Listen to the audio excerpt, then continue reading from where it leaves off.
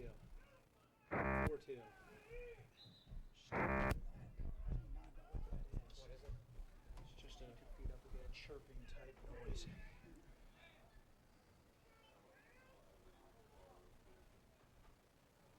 Cricket out here.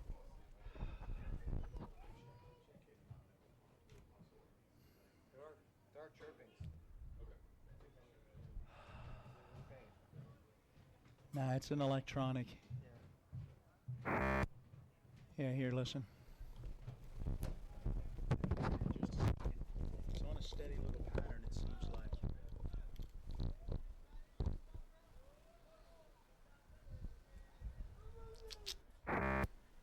That?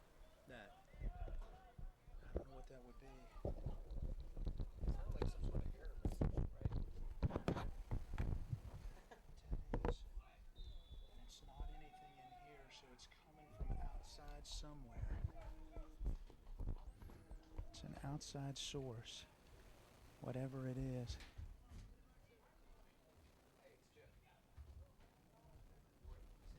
Unless it's my phone.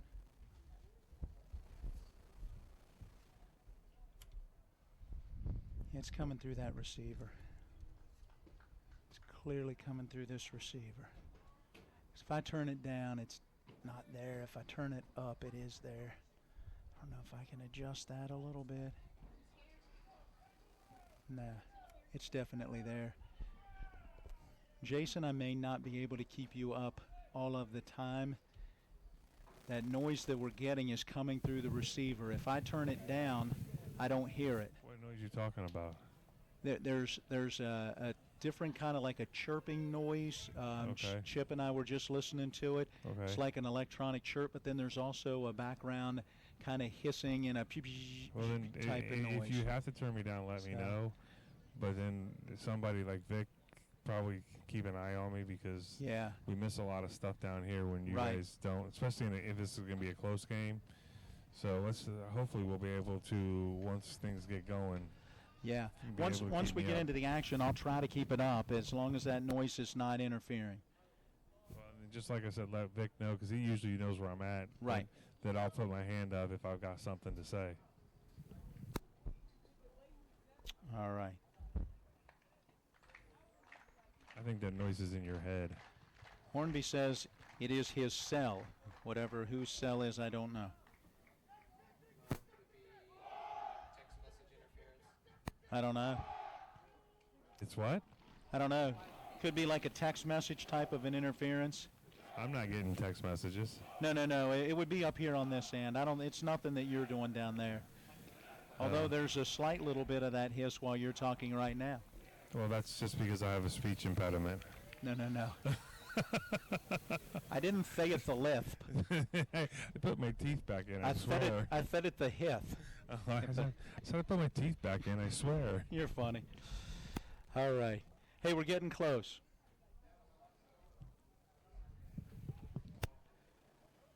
We're also live. We welcome in those that are watching on WRNR TV. Welcome to the fun that is hopefully live television broadcast tonight of high school football. You hear some of the chicanery. Is that the old school term, Vic, that they use to talk about messing around going on to the air? Or that's what they called it back in the good old days, before we had all this electronic stuff. Back with tin cans and string, huh? Yes, indeed. Yeah, who knows?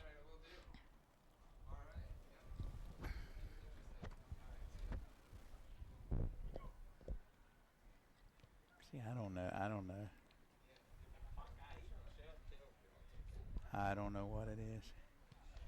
All right, we'll be waiting on Matt. He should be getting in touch with me any time. Well, there's that. Yeah, right back again. Oh, yeah. It's got to be somebody's cell phone or something. Whatever that was, it just, well, it could even be the Huddle account. I don't, because it's putting out something on a regular basis to be able to pull up the Huddle iPads on the sidelines. So I'm not 100% sure, but maybe that could be it. Oh, you're a lot closer to them than normal, too. Right. Yep, we actually are. The camera's right beside of us. So again, I may have to keep you down. We'll play it by ear. Because if I have you down, I'm not hearing anything, which means it's coming through the receiver for the wireless microphone.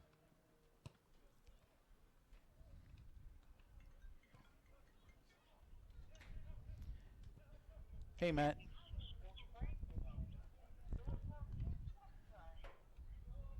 So how are you doing?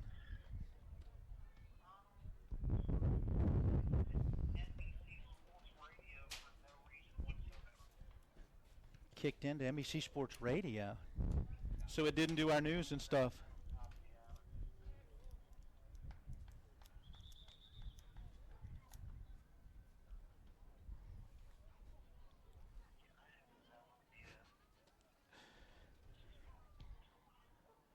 Whatever you need to do to get in, just let me know when you're hitting the billboard, and we'll talk 52 seconds later and line everything up. All right, hold on. Give me.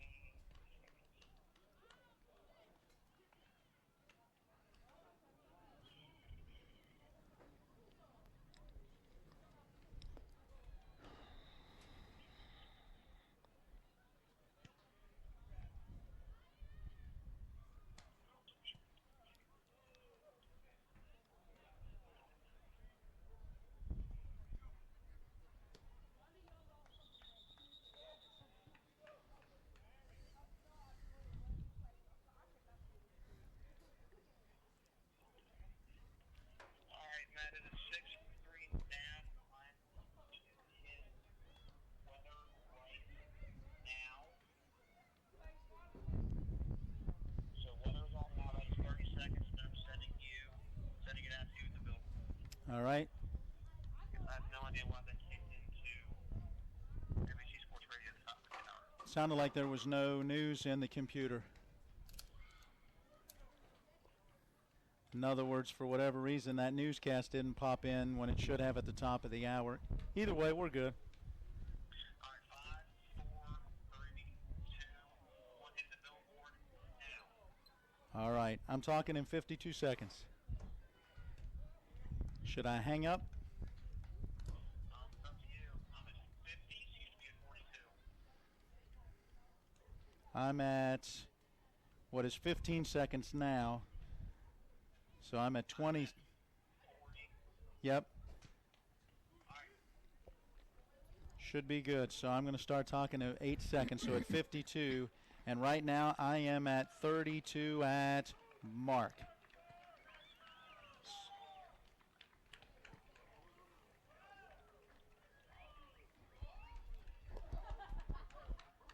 You ready?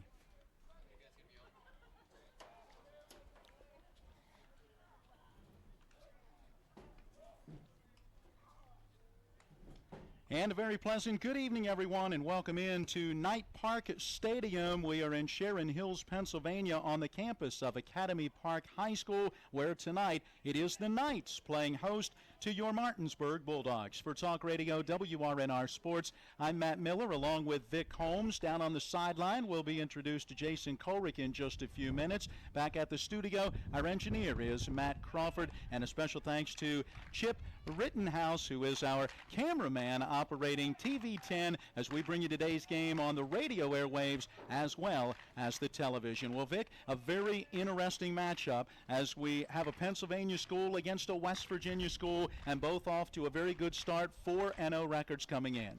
Well, this should be an interesting contest, Matt. I was down on the field watching some of the pregame warm-ups, and this is going to be a formidable opponent, I think, for Martinsburg here tonight, and I think that's what they came here for.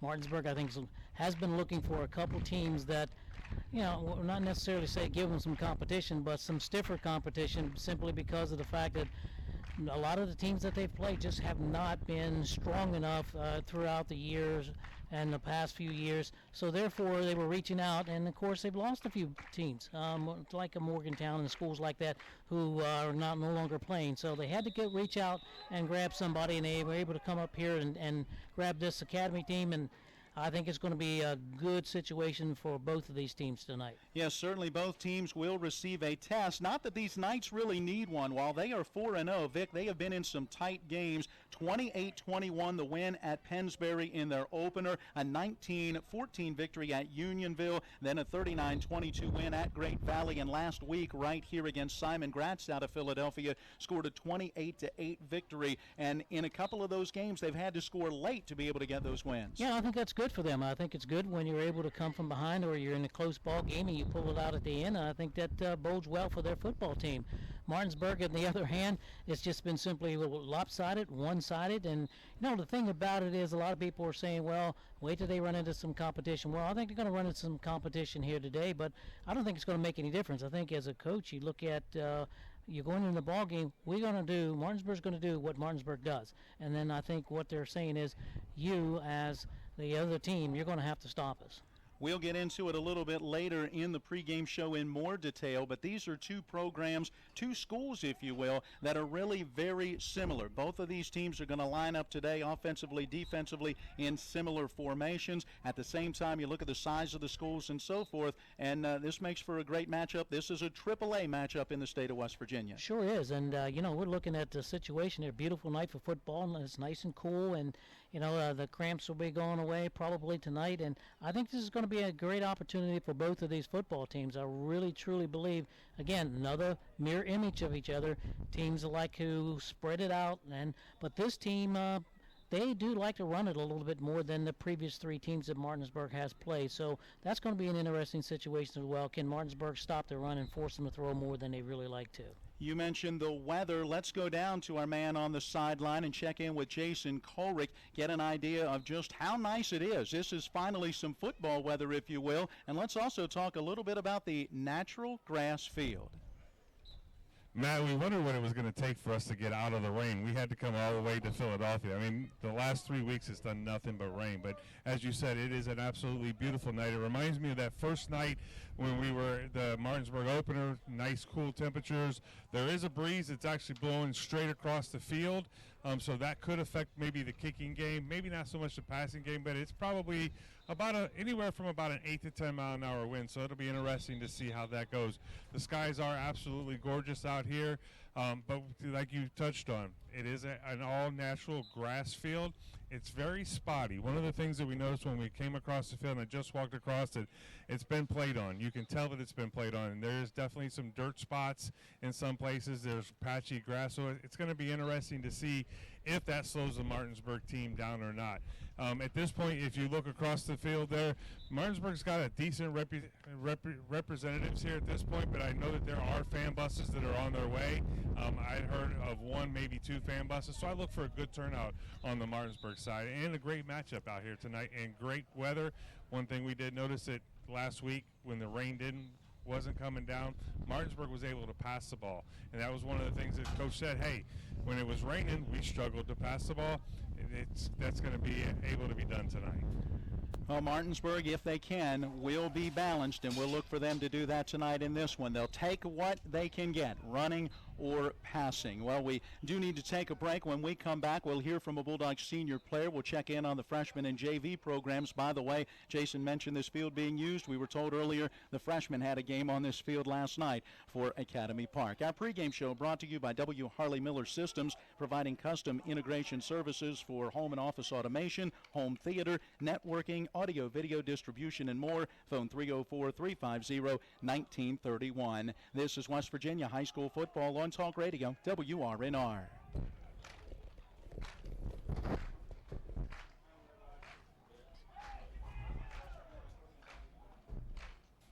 Check, check, check, check, check, check, check, check, check, check, check, check, check. Vic, I just turned our volumes up. I'm going to turn these headsets down just slightly. Mic check, mic check. And I'm about.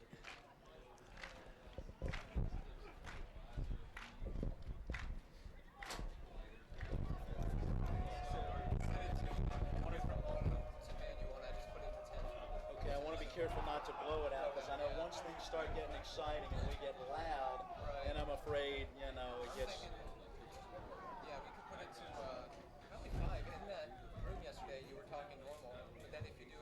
some sort of exclamation. I think putting it to 5 might be suitable. But we don't know until we're in it, right? Right.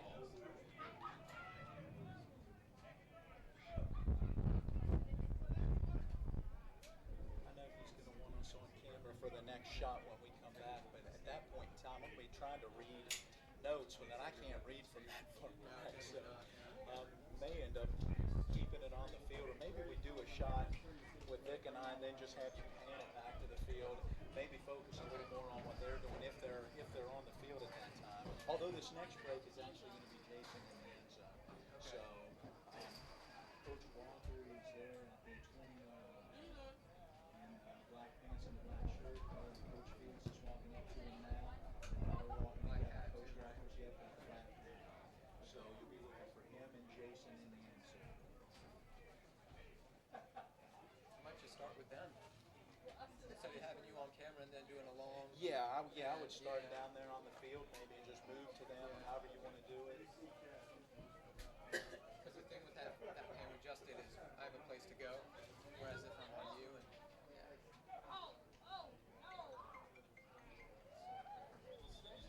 Hello? Matt?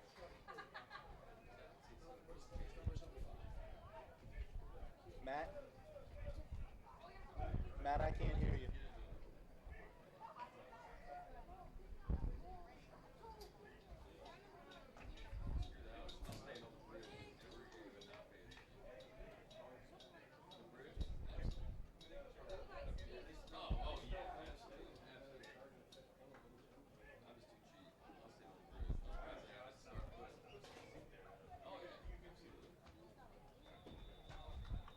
Hey. I'm giving you about everything I got.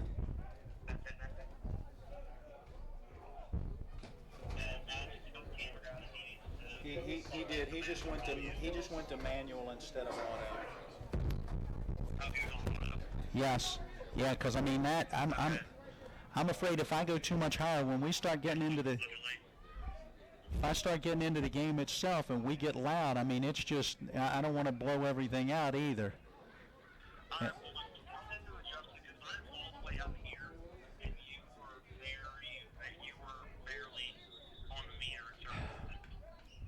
All right.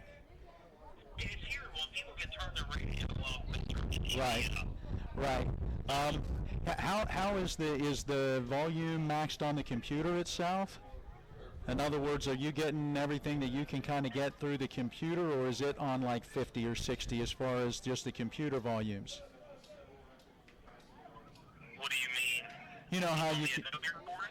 Well, no, not the recording itself. But if you're saying that you're pulling it through the computer, it's coming through which one? The computer at the top.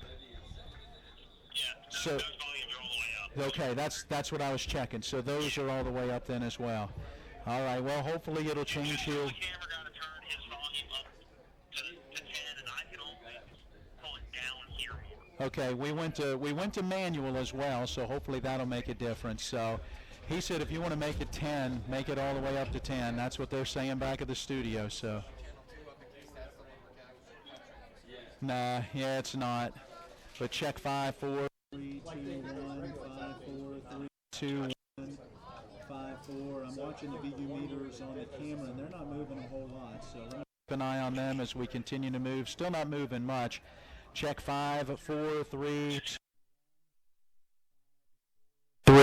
Now we're getting a good level. Plus 48 volts. All right, so we're up at 48. Check 5, 4, and there's the ball deep down the sideline. Check 5, 4, 3, 2, 1. It should be better. All right, so hopefully that'll work. As I say, We'll check it when you come back to do the interview with Coach Walker. We won't know till we come back to do the interview with Coach Walker. happy to on the 20. Let's see. Yep, and with that we had 9. When you miss it, then if it needs to be adjusted, I can call you back or the check the area schedule. Okay, sounds good. All right, man. All right, so we're trying. You having fun? Yeah, I'm having a great time. So that would be 1060, or excuse me, 964. Add 910, that would be 11. 11, that would be 10. Sorry, I'm just figuring out some math. So when my watch hits 10:56, I'll start talking, and I'm at 6 minutes and 10 seconds on my stopwatch now. Okay, now it's way too loud. So here, well, let me turn mine down on this end. Let's leave the camera and let me come back a little bit here. Check 5, 4, 3, 2, 1. 5, 4, 3, 2, 1. Is that any better? I'm on to 7 as well. Yeah, that's good. We'll turn them both back just a tad and see if that sounds a little bit better. Check 5, 4, 3. What's that? All right, that sounds good. I'm still, it looks like about 4 minutes. Let's see, 4 minutes from now I should be talking, correct? Okay, sounds good, thanks. Great, and then the minute commercial on top of that. Great, yep, this was a 9:04 piece, so this should go 11 minutes and 4 seconds. So I'm talking. Why, am I now too loud? Okay, I was going to say, I've got it away. I'm not eating it or anything. All right. Thank you. Thank you.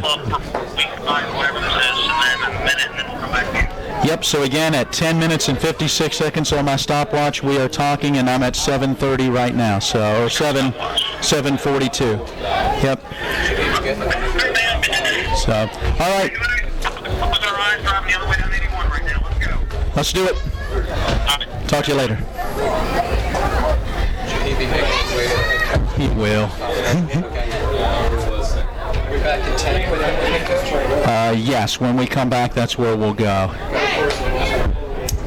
We still were. While you're speaking, I'll just capture more footage then. Okay. So that negates that quick whip pan, you know. Jason, we're about 2.5 minutes away from Coach's interview. They're nearing the end of the bullpup report with the freshman coach, and then the minute commercial, and the camera will pan down to you in the end zone with head coach David Walker.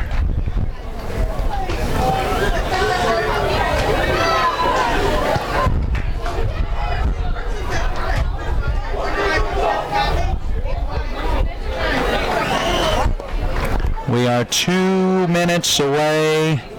2 minutes away from coming back. I'll still need to read your intro, but we are 2 minutes away now. Right now, 2 minutes, and I'll start welcoming everyone back.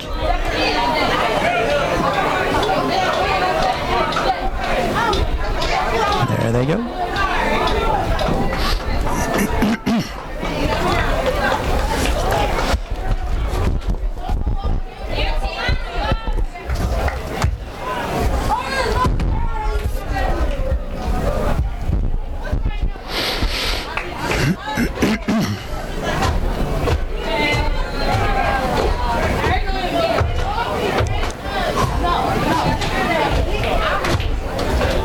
There you go. Face the press box.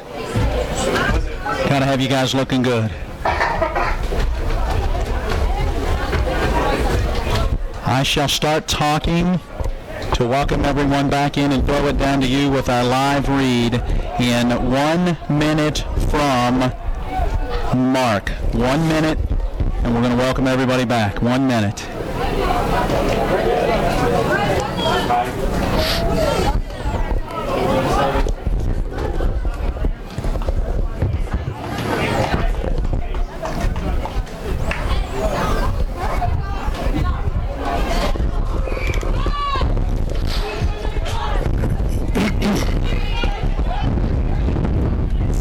Seconds, 30 seconds now. 30 seconds. We'll be welcoming everybody back. Boy, that loud. His wind is loud. Pardon me.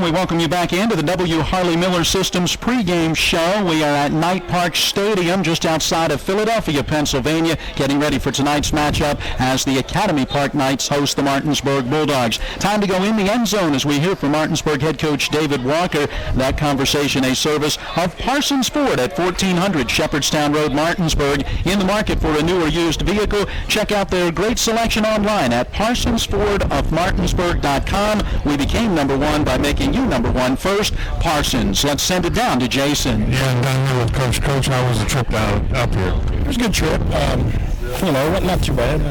It's as we got closer to Philly, the traffic got a little heavier, but it was a good trip. This is one of the longest road trips that you guys have taken, besides maybe Wheeling, in a long time during the regular season. Yeah, probably so. I mean, it's about like going to Wheeling. I think we were on a bus about 4 hours, but if it hadn't been for traffic, we probably would have been here in 3.5. What was the week like this week preparing for this team? Maybe the intensity picking up, knowing that you're going to be playing a 4-0 team out of Pennsylvania? Well, I mean, I thought we had a great week of practice, and I think our kids realize what's at stake. So it's just a matter of us preparing, and we've got to see how we react to being uncomfortable. Because we're in a hostile place. We're going to be a little uncomfortable. We're going to face some adversity, and we're going to see how we react to it. Watching these guys on film, what did you guys see that they like to do? I mean, they got a lot of speed. They're balanced. They got some really good players. They're good on special teams. And defensively, they're great. I mean, they're very similar to us. So, we're going to have to play really well tonight.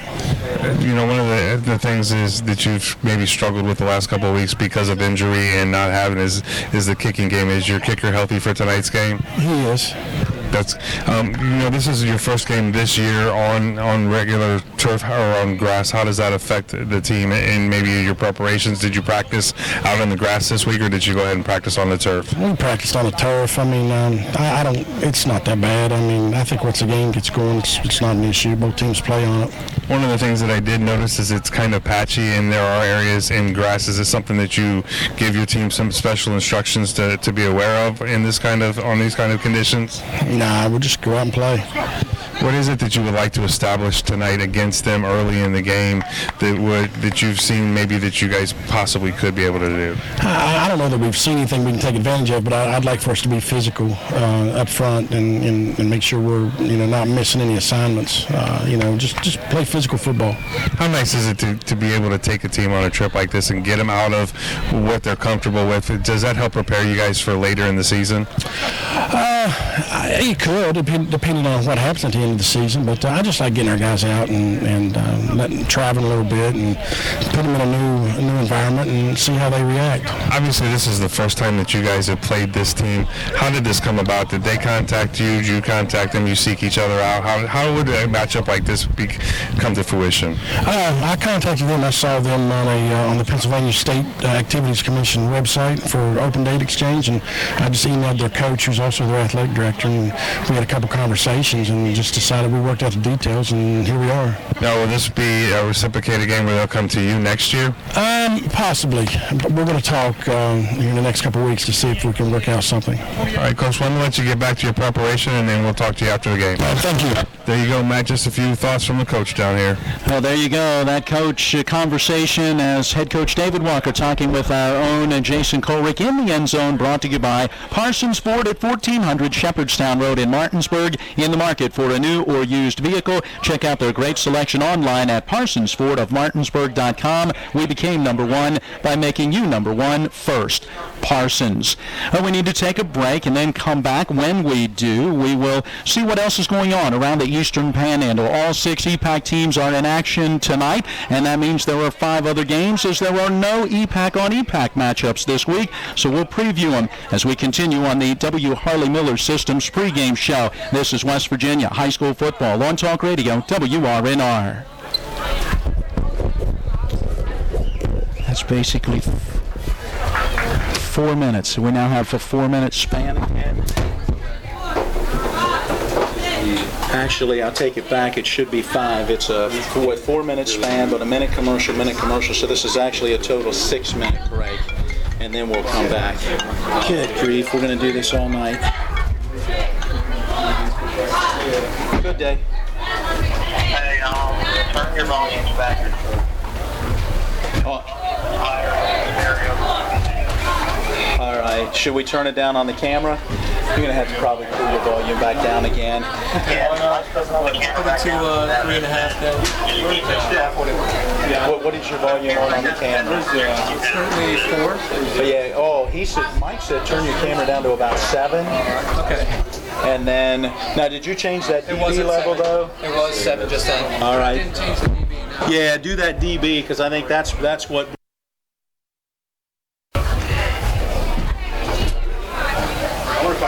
All right, so hang on a second. Yeah, because I mean we are flying up into the yellow when I'm talking on the mic right now. Picking up some other things as well. Wow, that's not even. I'm not even. Alright, so mine's at like 2. Still pretty good at the yellow. So check 5, 4, 3, 2, 1. Did you adjust that decibel level or? Yeah, I turned it off. Okay. All right. I'm still talking, so hopefully Mike is able to get a little bit of a... Okay, good. I was going to say, I'll keep doing that so you can try to get a good volume reading. Right now, I've got my master at 6. Vic is at 7. I am at 6. Crowd mic is at about 2. I've got to keep Jason off unless I'm going down to him because we're getting... Still turn things down a little bit more. All right, let me do it this way. Let me come to the back and let me turn this down just a little bit. Check 5, 4, 3, 2, 1. How's that? Check 5, 4, 3, 2, and 1. Let's see if that got any difference. Check 5, 4, 3, 2, 1. I adjusted the volume that's coming out of the back of our mixer that is then feeding into the camera. Sounds a lot better. All right, so I will keep that now. I'll go about 5.5 for a volume level on the front of my mixer. I'll keep the back of the mixer where it is. We'll keep the camera where it is. Pretty neat view. We're watching airplanes land off the left side and take off the right side as we look across this field. The high school is actually behind an elementary school. Sharon Hill Elementary is directly behind the field. So neat little campus here. On the last one?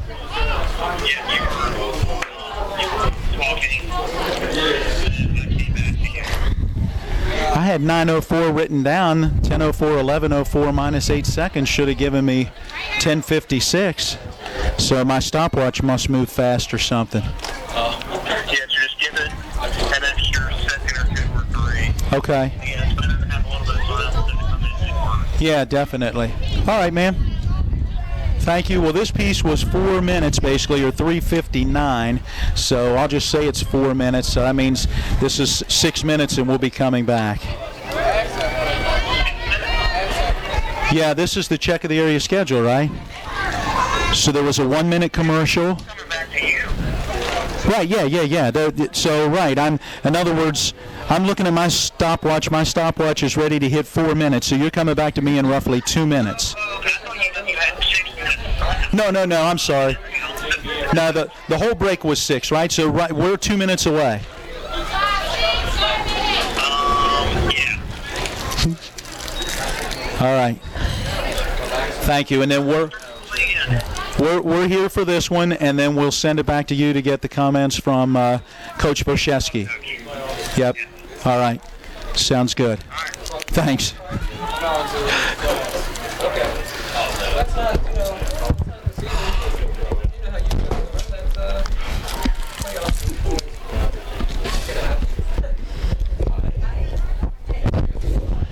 Check 5, 4, 3, 2, 1. 5, 4, 3, 2, 1. Let me get my volume up there because now I can't hear very well. So I'm going to probably have to turn that headset volume back up at least a little bit more. Check 5, 4, 3, 2, 1. All right, now that means I can turn this one back just slightly if I need to.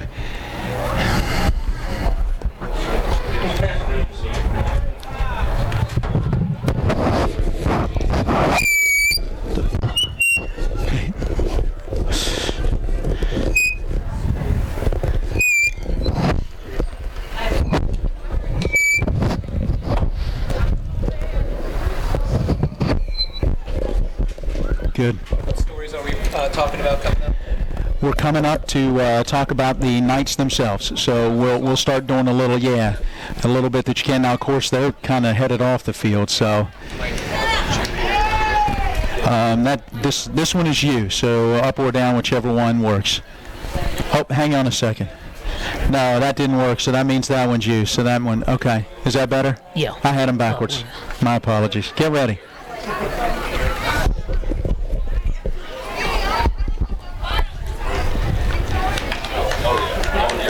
And we welcome you back once again to Knight Park Stadium on the campus of Academy Park High School. We are in Sharon Hills, Pennsylvania, just outside of the city of brotherly love, Philadelphia, the International Airport, right on the other side of where we're located. As we look out the press box and across the field, we're actually looking directly into Sharon Hill Elementary School, with the high school located then behind that. And off to our left, we've been watching airplanes come in, and off to our right, we've been watching some airplanes take off, with the airport out beyond the distance. Vic, it's really a beautiful setting for what's turning out to be a beautiful night for some high school football. It most certainly is. I'll tell you, it has the atmosphere. It's nice and cool. It's a good opportunity, clear sky, no rain in the forecast, and this is a beautiful surroundings. I mean, it's really, really nice. It's in a neighborhood. It's nice and clean. It's pleasant, and I think the crowd, I think, is probably going to come out to this ball game tonight simply because of the fact that it's just such a nice night to be out, and nice contingency of Martinsburg fans on the other side, and they're starting to come in also over here on the night side as well. Well, the lights are on as the skies remain cloudy. They've been cloudy throughout the day, but it has been dry, and that is certainly a good sign. Talking earlier this week with head coach Jason Voshesky of the Academy Park Knights, and he said, hey, we just want to get in a game without a delay. Each of the last 3 weeks, they have had upwards of a 50-minute or more delay in each game due to lightning, rain, and or last week he said it was an injury in which an opposing player had to go off with an ambulance, and it was a very lengthy break. It's hard for teams to be able to battle through those things, so for both of these teams to be 4-0 and battle through the weather and battle through their opponents certainly says a lot for where these teams are right now. Most certainly, and especially any time that you have a delay in the ball game, you start a ball game, and once you get started, you want to play continuously. Obviously, with the lightning and the amount of rain that you get, you have no choice. You have to. It's a 30-minute delay if you have lightning within that 10-mile radius, and if you hit another lightning strike, then you've got another 30 minutes you have to wait. So sometimes it can prolong, and we've seen some cases where games have simply been postponed until the next day and play it on Saturday or even a Monday, whatever. But fortunately, tonight's not going to be that situation. I think we're going to be okay and get this in a nice, cool night and good football weather. Vic, you mentioned it at the top of our broadcast. These two teams are going to come out and line up in similar formations and do similar types of things. And when you look at this Knights team, though, their spread offense is not necessarily to throw the football, although they do that pretty well as they come in averaging about 105 passing yards a game. But what they want to do is spread you out and run the football. 910 rushing yards through 4 games, or an average of 228 rushing yards a contest. Yeah, they depend a lot on their quarterback to run the football and also to throw it. I was watching him. I went down on the field in the pregame warm-up, and he throws the ball very well. But they center their passing game is geared to their run game. If their run game is going, that makes their passing game better. If their passing game is not going, they go stronger to the run game. So they're more of a run team, even though they'll spread you out. They'll have 4 wideouts and 1 back in the backfield, but virtually there you're looking at 2 because that quarterback is basically a running back as well. Well, and Martinsburg has seen similar quarterbacks each of the last few weeks, from H.D. Woodson to Eastern High School to last week against Spring Mills High School, and the Dogs have been able to somewhat contain those QBs. Yeah, they have, because athletic-wise, they've been able to do that. Martinsburg has enough size, and they have enough quickness and strength up front, and these guys do their assignments very, very well. Sometimes in games like this, we were talking before the ball game about spacing of linemen at the line of scrimmage, and you go back 10 years ago, it was foot to foot, the guard foot to the tackle and the tackle to the tight end and whatever. these guys now have 2, 3, 4 foot splits. So now you have a lot more room to cover as a lineman, and you've got to get off the ball quick, and you've got to get on blocks, and you've got to turn your body. There's a lot more things that you can do that are advantageous for your running backs. So therefore, when you have this situation, these types of offenses, they can really go. That's why you see sometimes a guy will go straight up the middle and run for 20, 30 yards before he's even touched, simply because of formations, and also teams like to blitz. They like to do a lot of what we call stunts. All these things are part of the game, which you try to outsmart the other side. All right, let's wrap up a quick look at Academy Park defensively and special teams. We've talked a lot about that offense, but this is a very opportunistic defense. They've intercepted 8 passes this season and have forced 13 turnovers out of opponents through 4 games. Then you go to the special teams, and they've got skilled players there returning both a kick and a punt for a score. Yeah, this is a team, opportunistic, number one. Number two, obviously they're pretty well coached. And you start doing that, and you're able to have turnovers and then take advantage of them. Also, kick return, that is very hard to teach. It really is, because so many times, I mean, you watch the NFL, almost every punt and kickoff, there's a flag for illegal block below the waist, there's a clipping, there's a holding, or what have you. So this goes to show you that they are doing something very, very well as far as the special teams are concerned. You don't see that very much in high school games. Well, Academy Park has gone back to their locker room. If you're watching on TV 10, you've seen Martinsburg going out of the back of the end zone, or really into the back corner of the end zone down to our left. The locker room's a pretty good walk away from the field to get to the high school, and so the Dogs electing to go ahead and stay on the field as we work our way ever closer to tonight's scheduled 7 o'clock opening kick. Well, Jason Wojcicki is in his 14th year leading this night's program, and since 2010, boy, they have been right there with Martinsburg. 79 wins, just 24 losses. They made it to the state quarterfinals twice, to the state semifinals once. This is a very good night's program in 5A football here in Pennsylvania. They play in District 1, the Delaware Valley League, a 6-team league, very similar to our 6-team EPAC back in the Panhandle. Well, we caught up with Coach Wojcicki on Wednesday of this week, and we'll bring you that conversation next on the pregame show, brought to you by W. Harley Miller Systems, providing custom integration services to eliminate the need for a table full of remotes or dozens of apps on your cell phone. For more, phone 304-350-1931 or visit WHMsystems.com. It's West Virginia High School Football on Talk Radio, WRNR. All right. We've got, this break is 5 minutes and 44 seconds. And at the end of this break, it may not be a bad idea, depending on what they're doing on the field. We can go ahead and do one more shot with Vic and I if you want.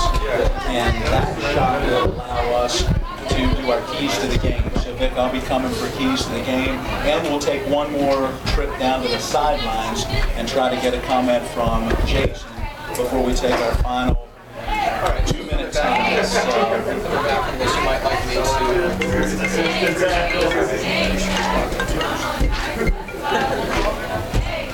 Are you going to call me every break? Now what? No, I just want to, I'm figuring it's something sound-wise again.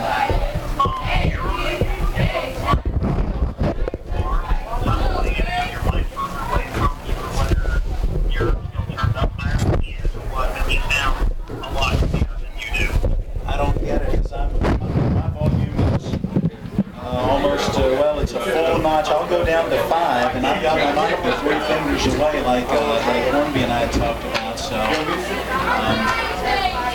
is it bad or just a little overmodulated? All right.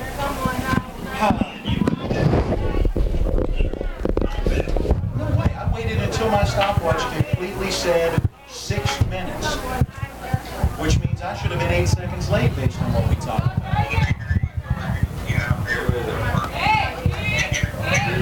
Okay. Well, but no, I mean, that's, I need to wait longer, because I'm trying to think. I talked exactly when it should, so I need to add time. That doesn't make sense. Anyway, so this break is That's 5:44. And right now I'm 2:24 into the break.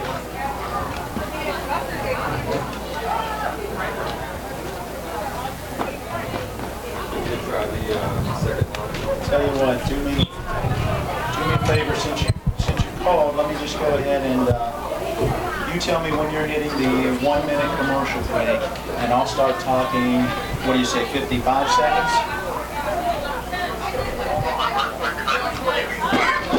All right. Ready? I'm going to... Bulldog.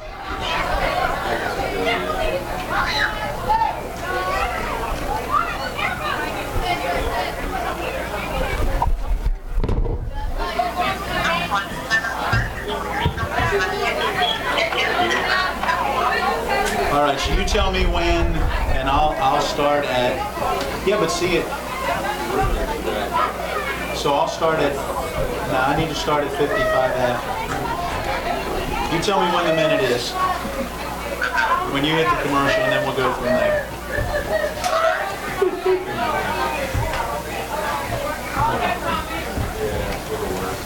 Are we having fun here? Absolutely.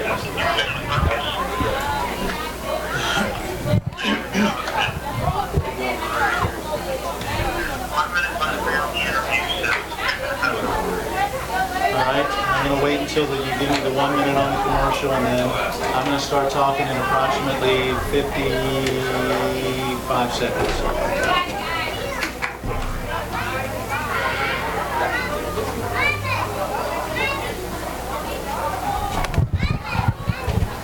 See if it works this time.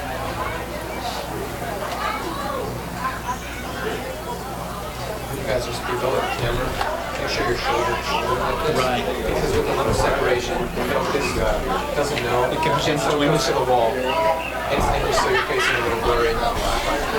It's just a way to do it. Yeah. I run through life blurry. As you age, that happens, I guess, right?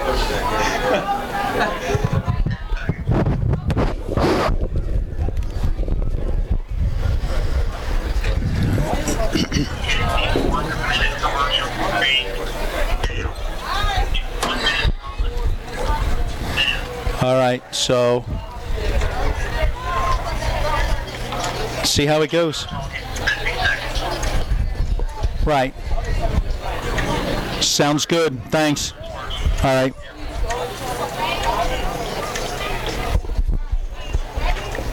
Full house here. Yes, sir. Where's the coach today? Where we at?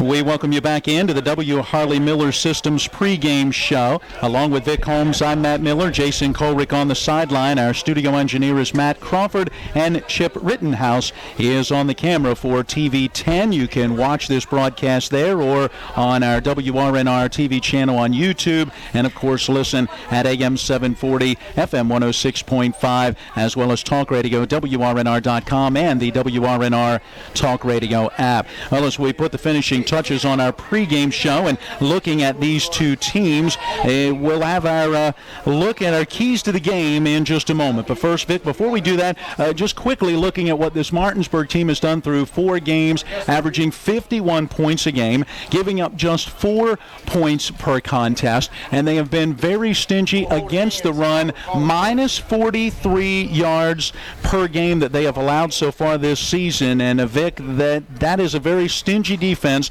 for this Academy Park offense to try to get that ground game going against. Yes, it is. I'll tell you, they've done an excellent job controlling the run, and so therefore that's forced some teams to pass. And even though we looked at three teams who do like to throw the football, but they had to throw more than they wanted to, and so often they were throwing it second and long, third and long, and those are tough situations, especially with that defense that Martinsburg has, not only up front but also in the secondary as well. So a lot of problems that were forced upon those previous teams that Martinsburg played simply because they shut down the run game, forced the passing game, and that wasn't successful either. Well, and you mentioned those third down and long situations. This defense has held opposition to 7 of 41 in third down conversion attempts. That is just 17%. When you can't stay on the field, now you put the pressure on your defense, and against this Bulldog offense, that's awful tough as they average 468 yards a game on the ground. Well, that's again, we have to look at it from the standpoint of you're putting that much yardage in the ball game offensively as far as running the ball, throwing the football. So therefore, the other team defensively has to do something. They have to find a way to keep the ball away from Martinsburg, and we've talked about that. So far, no one's been able to do that. In other words, take the ball at your own 20 and drive it the length of the court or the field and keep the ball away from them. Run some time off the clock. How many times did we see, and I've talked about this in previous games, where the play clock is getting ready to run out, and or the play's getting ready to start, and there's still 18, 20, 25 seconds to go on the play clock. You have got to milk that clock down as much as you possibly can. This eliminates time for the Martinsburg offense to get the football.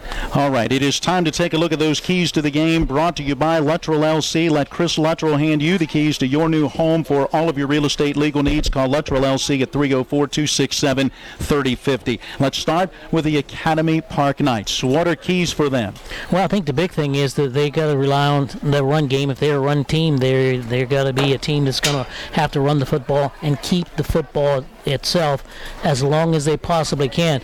Now, I've talked about this the previous games against the other teams that they've played. Same situation, same scenario. They're going to have to maintain the football, get first downs, run that clock as much as they can, and try to keep the ball away from Martinsburg. Well, and if they can do that, we talked on the way up as we were preparing for this game and had that lengthy drive to do that. This is one of those games that could be limited possessions. Last weekend against Spring Mills, a team that really tried to throw the ball on almost every down, each team ended up with about 14, 15, 16 possessions. I don't think we're going to see that tonight. I don't think so either. I think both of these teams are obviously capable of maintaining the football a little bit longer than the previous teams that Martinsburg has played, and probably maybe the previous teams that they have also played, but we will see as far as that's concerned. But I think they all have to realize, both teams have to realize that if things aren't going well for you, then you have to start to be a little bit smarter in a sense of slowing the game down, not heaving the ball 30, 40, 50 yards down the field like we saw, last week too often, too early in the ball game, and try to maintain control of the football as much as possible. Keys to the game for the Martinsburg Bulldogs. I think the biggest thing is simply Martinsburg does what Martinsburg does, and I think there's no big secret to that. Come out and play your game and go from there, and I don't think there's any real big secret to that. They're going to do the same thing they normally do. They're going to run it. They're going to pass it. They're going to play man-to-man coverage in the secondary. They're going to force the quarterback to run the ball a little bit more than probably he wants to run it, and I think that's going to be the common denominator. And I think Martinsburg wins this game going away. Keys to the game, a service of Chris Luttrell at Luttrell LC, locally owned. They know the business and they're part of the community. You can win every time. When it comes to your real estate legal needs, just call Luttrell LC at 304-267-3050. Before we take our final break, before our look at our starting lineups, let's send it down one more time to Jason on the sideline. Sideline reports are brought to you by Mike Folk for State Senate District 16, accountable, ethical, responsible. I have to tell you, you guys make the keys of the game sound so difficult. As Coach would tell you, you score more points than the other team and don't turn the ball over, and that's going to be the biggest thing today. Actually, Coach talked about this being a hostile environment. Man, Martinsburg has traveled very well. If you look at the difference in the bleachers, there are more people on the Martinsburg side right now, which is very impressive compared to the home team, the Academy Park. One thing of note, I mentioned earlier that the wind was blowing straight across the field. If you look, now, Matt, it is actually blowing more from your right to left, so there is going to be a clear distinction of advantage of having the wind at your back at some point in this game. So that means the winning of that coin toss could be key, because it'll give you that opportunity to decide whether you want the ball or maybe how you want that wind to affect you as this one gets underway with a pretty good breeze blowing down the field, as Jason just said, from right to left. Well, that does it for our pregame show. It has been a service of W. Harley Miller Systems, providing custom integration services for your home and office automation, home theater, networking, audio, video distribution, and more. Give them a call at 304-350-1931. When we come back, we'll have a look at that Martinsburg Bulldogs starting lineup, get you ready for the opening kick, and all the play-by-play of West Virginia high school football on Talk Radio WRNR.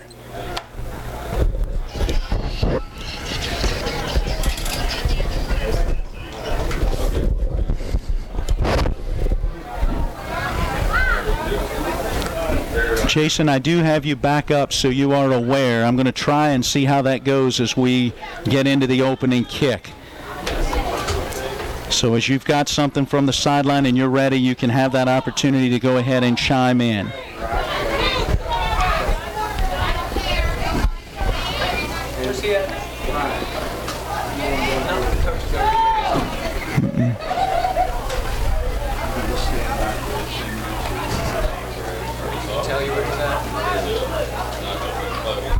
I lost him earlier.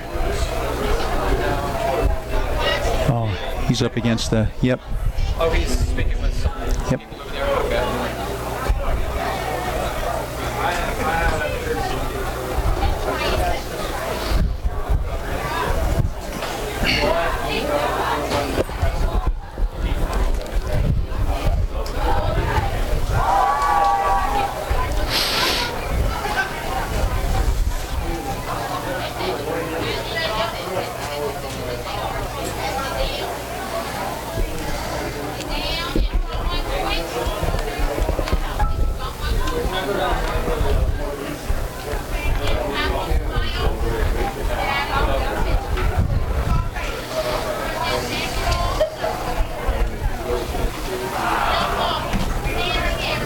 Testing, 1, 2, 3, Miss Coke, can you hear me?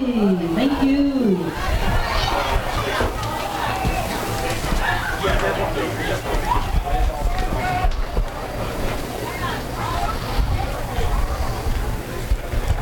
We welcome you back again to Knight Park Stadium at Academy Park High School in Sharon Hills, Pennsylvania, getting ready for tonight's matchup between the Knights and your Martinsburg Bulldogs. Time for us to take a look at the starting lineups for the Bulldogs, brought to you by D&N Auto Specialist. If your vehicle is not starting properly, then start at D&N Auto to get it fixed right the first time. Family owned and operated since 1974. Give them a call at 304-267-4078.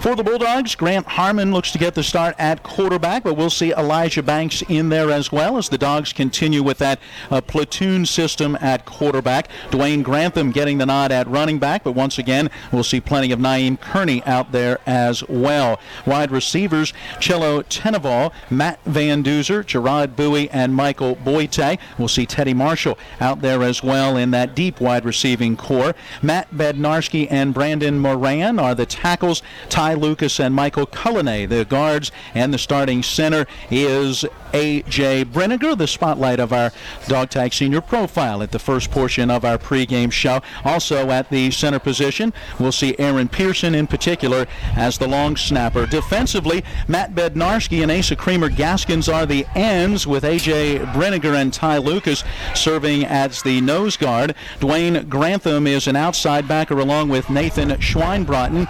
Bryce Morris, R.J. Barrett, and Aaron Pearson are the inside linebackers. Cello Teneval will start at center along with Michael Boite, and Grant Harmon is the starting free safety. Grant Harmon back there has picked off 4 passes already this season, and that could be big in this one against a team that has a pretty good throwing quarterback, but if the Dogs can shut down that run, really force them into that passing game, that's where Harmon becomes so dangerous. Yeah, one of the reasons you have to make sure you contain that run game is the simple fact that you're playing man-to-man in the secondary. And if they bring out, and most of the time their formations, they have 4 wide outs, you've got 4 guys with those guys. So you're losing 4 guys in the secondary, and you basically have Harmon back there, the free safety, the only guy left. So this is why you see a lot of big runs against spread teams, because of the fact they do get past that first line, they get past those linebackers, there's a lot of running room. So they're going to have to do a good job up front in slowing down that run game. Starting lineups have been a service of D&N Auto Specialist, where honesty is their best policy, specializing in exhaust alignments and tires. Phone D&N Auto Specialist at 304-267-4078. Well, the teams have gone to their respective sidelines as the captains meet at midfield for the coin toss. We take one final 1-minute timeout, and then we'll come back with today's opening kick and the play-by-play. It's West Virginia High School football on Talk Radio WRNR.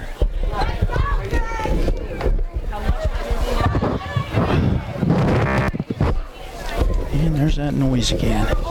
Do not know exactly what that is, but it's a bummer.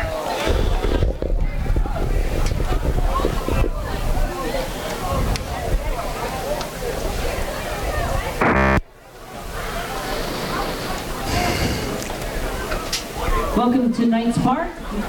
Please welcome your captains to the playing field. For Academy Park, Devon Covert.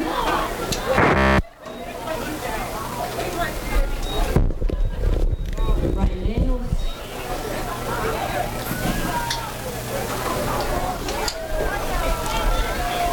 Skylar Phillips.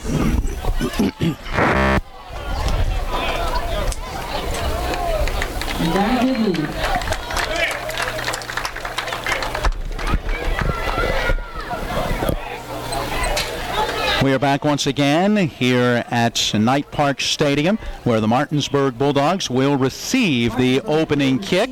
So Academy Park will be kicking off from right to left as the Bulldogs return from left to right. Vic, a lot of times this season we've seen Martinsburg want to get that defense out there to really establish things on the road. Today it'll be the offense that will try to maybe get something going and gain some momentum. Well, they didn't quite get a chance tonight. What happened was, Academy Park actually won the toss and they deferred, so Martinsburg obviously will take the football. You don't have to take it. You can always play defense if you like it. But no, obviously if you get the opportunity, you take the football if you don't have a choice, and they did in that situation. I think it's just another situation again here with the opening kickoff. Set the tone. You're first out there with the football.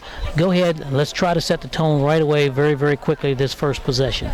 Well, opening kickoffs have not been the greatest thing for Martinsburg in the early part of the season. At least weeks 1 and 2, they went through some struggles. A lot better in the last couple of weeks. We'll see how it goes as we get this one underway here today. Martinsburg along the far sideline in the black pants, the white jersey tops, black lettering and orange trim. Along the near sideline, the Academy Park Knights, and they are in the blue uniforms, pants and jersey tops with silver lettering. They wear the blue helmet with the silver trim. Martinsburg, the black helmet with the white State of West Virginia and that orange M inside of the states.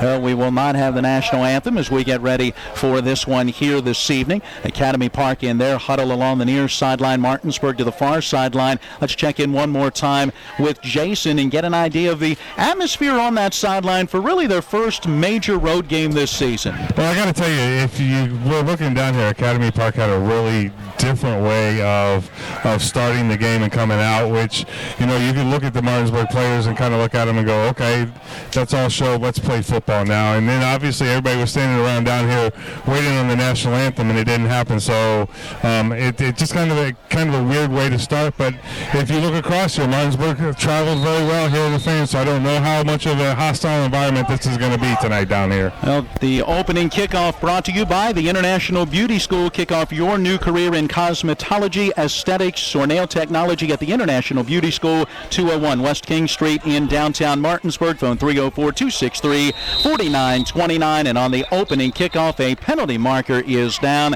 and we may have procedure as Academy Park crossed before Shamar Simpson, the place kicker, could get to the football. football. By the way, you can learn more about the International Beauty School online at theinternationalbeautyschool.com. So the game starts with the 5-yard penalty. That will back it up, and the kick will come instead of from the 40, the 35-yard line, which should give Martinsburg a little better field position. Well, I talked about the field position, and I said the kicking game is sort of lacking a little bit here with this football team, so Martinsburg needs to take advantage of that. Kickoff returns also and punt returns as well. Well, and also when it comes for point afters, as they have made 4 out of 10, and so Martinsburg could have an advantage there as well. Well, the kick is up and away and taken at about the 18-yard line by Matt Van Duzer right up the middle of the field. He works out beyond the 25 and gets taken down pretty much right on that 30-yard line. If you're watching on TV 10, you can see no numbers on the field. The numbers are on the little orange markers along that far sideline. Bear with us as we make every effort to keep you up as to where the line of scrimmage is. So just across the 30, mark it at the 31 in Bulldog territory. Their opening possession, moving from left to right. Ball resting in the middle of the field. So they'll have one receiver out to the far side left, 3 here to the right. That is Harmon in the shotgun. He's got Grantham behind him. Grantham going to shift from the left to the right side of the quarterback. There is the snap. They fake that handoff. Harmon keeps it, taken down almost immediately. Nice push up front by Academy Park and number 55, and that is Isaiah Rogers with the stop. Good job of he got across the line of scrimmage and got in the gap and actually took his man out, and which caused the tackles. Good job defensively. So a real hard slant to the inside. Loss of a yard back to the 30 will set up second down and about 11. Harmon out of the gun will now have 3 receivers to the left side. He awaits that shotgun snap. He's got it. Hands it off right up the middle. Nice job by Dwayne Grantham as he got hit right at the line to maintain his balance, stumble, and continue forward. He's out close to the 40. That gain going to be good for about 9 yards and set up 3rd and 2. Number 23, Brian Daniels, making a tackle. He's an outside linebacker, so he doesn't make that tackle. We might could have a 6-point on that play. Looking out of the gun, Harmon turns to the sideline as the play comes in. Looks like they're changing things up again. 3 receivers to the left, a single receiver to the right. Harmon awaits that shotgun snap. He's got it. Follows the block of Grantham. Gets to the near side into Knight's territory along the sideline. Eventually forced out of bounds inside the 40 and the 35. Let's see where they'll spot him. It looks like the 33-yard line. Just a simple, just the basic play out of the option. Take it to the dive man, pull it out, and run it. Good job of reading. And again, it's an option. He reads whether or not that lineman comes down. If the lineman comes down, takes the ball carrier, then he pulls it out and runs it himself. That gain good for 28 yards and sets up 1st and 10 now from the Knight 33. Harmon taking the shotgun snap, throws it far side, wide receiver screen, caught by Matt Van Duzer with blockers in front. He'll pick up 10, make it about 12, maybe 13 yards as they mark it down to the 20-yard line. Good blocking by the wide receivers. Yeah, it's a good job. That's one of the hardest things to do is the open field, to make open field blocks without holding out there. And it's a good job making that block with 10 minutes and 20 seconds to go here at first quarter, no score. Martinsburg on the prowl. On the opening possession, this will be their 5th play, and penalty markers are down before the snap of the football. Penalty will be procedure against Martinsburg. So each team has now been penalized 1 time for 5 yards. The Bulldogs will face a 1st and 15, but now from the 25 of Academy Park. Martinsburg going straight to the football, getting that play call from the sideline, looking down at those wristbands to make sure that they're all on the same play. 2 receivers each way. Harmon from the gun has that high snap, hands it off to Grantham, running left, a little cutback lane as he works hard to drag a tackler down to the 20-yard line, and he'll pick up the 5 that were lost on the prior penalty. Tackle by Rogers. A couple of carries for 12 yards in the early going for Grantham. Dwayne Grantham, one of the leading rushers for Martinsburg, 2nd on the team with 342 yards and 1st with 7 rushing touchdowns. Well, we have an official down on the far side. It was a block being thrown. Grantham threw a block over there or on the sideline, and he and one of the Knights got tangled up, and then they hit the official. Now the official's down, so we have an official's timeout for injury. Jason is right there. Looks like he's to his feet and kind of flexing the right knee. Are we correct? Yeah, and he took a helmet straight to that knee and then a shoulder pad. So he took a pretty good shot there for not having pads on, I can tell you that. But he seems to be okay. He's walking around, trying to walk it off. Looks like he'll be able to continue. The Bulldogs will be facing a 2nd down and 10 from the Knights' 20-yard line after that 5-yard gain for Dwayne Grantham. You know, you were talking, going back, and the coach was talking about being aggressive. Yeah, this is a pretty aggressive team. And Martinsburg's going to have to be aggressive here all night long because this team is very, very aggressive on defense. They'll send those linebackers and try to make things happen. So out of that brief injury timeout, the Dogs line up again with 2 receivers each way, 4 down linemen right now for Academy Park. See if they look to bring the linebackers as Grantham switches from the left to the right side of the quarterback. Harmon awaiting that snap. Defense stays. There is the snap. Direct straight ahead run for the quarterback, and a great job by that offensive front line to open the hole down inside the 15 and finally stop at about the 12-yard line. That gain good for 8 and will bring up 3rd and 2. Well, it's just a simple read by the quarterback, and there's no fake, no nothing. It's just take the snap and find a hole, find a gap, and get up in there, and that's what he's doing. Harmon's done a good job just simply reading the defensive front. 3 carries, 35 yards in this opening possession. The snap goes over the head of the quarterback. Back to get it is Harmon. Looks like a penalty marker down as well, as Harmon is able to dive on that loose football back at about the 28-yard line. That would be a loss of 16 yards. I don't think it was a flag, but rather the beanbag that the head referee threw in there indicating that fumble. So the high snap is going to be a loss of 16 for the Bulldogs, and will bring up a 4th and about 18, and they'll go for it in this situation, as it is definitely too close for them to try to punt, but certainly too far for a field goal. So on 4th down and long, Harmon with 3 receivers to his right, now looks to the far sideline. Head coach David Walker calls out a play as they change things up. Grantham moves to the right side of the quarterback. There is the snap. Harmon with a straight drop back looks to throw the screen. It's caught by Gerard Bowie, and Bowie very quickly taken down. It'll be a gain of maybe 2 yards on that play, and Martinsburg will turn it over on downs. Well, it's just a good job of detecting what was going on out there. That was the linebacker, Brian Daniels, number 23 on the tackle. So they'll take over on the bad snap situation there, and that's what happens sometimes. You're playing a position, especially the center position. You've got to get that good snap back there, and I think sometimes what happens is you got a guy in the gap and you got to block him, and sometimes you just over snap it, trying to get over there quick enough to make that block, and that time he wasn't able to make a good snap. 8 minutes, 12 seconds to play in this opening quarter from their own 27-yard line. 1st down for Academy Park. No score. Their first offensive possession. They'll line up 3 receivers to the left and 2 to the right. Back to throw the football. Phyllis has plenty of time. Now the pocket collapsing. He'll run to his right. A little cutback move as he works his way out to the 30-yard line, and that gain will be good for about 3. Skylar Phyllis is a senior, 6'1", 175 pounds. Comes in having thrown for 421 yards, 4 touchdowns and 3 picks. But Vic, he's also their leading rusher, 368 yards and 5 rushing touchdowns. Chad Rogers on the tackle for Martinsburg. Yes, obviously we saw in that very first play right there, he will pull it down and run with it. He won't give a whole lot of time back there looking down the field. He's their best runner, so he's going to pull it and run any opportunity he gets.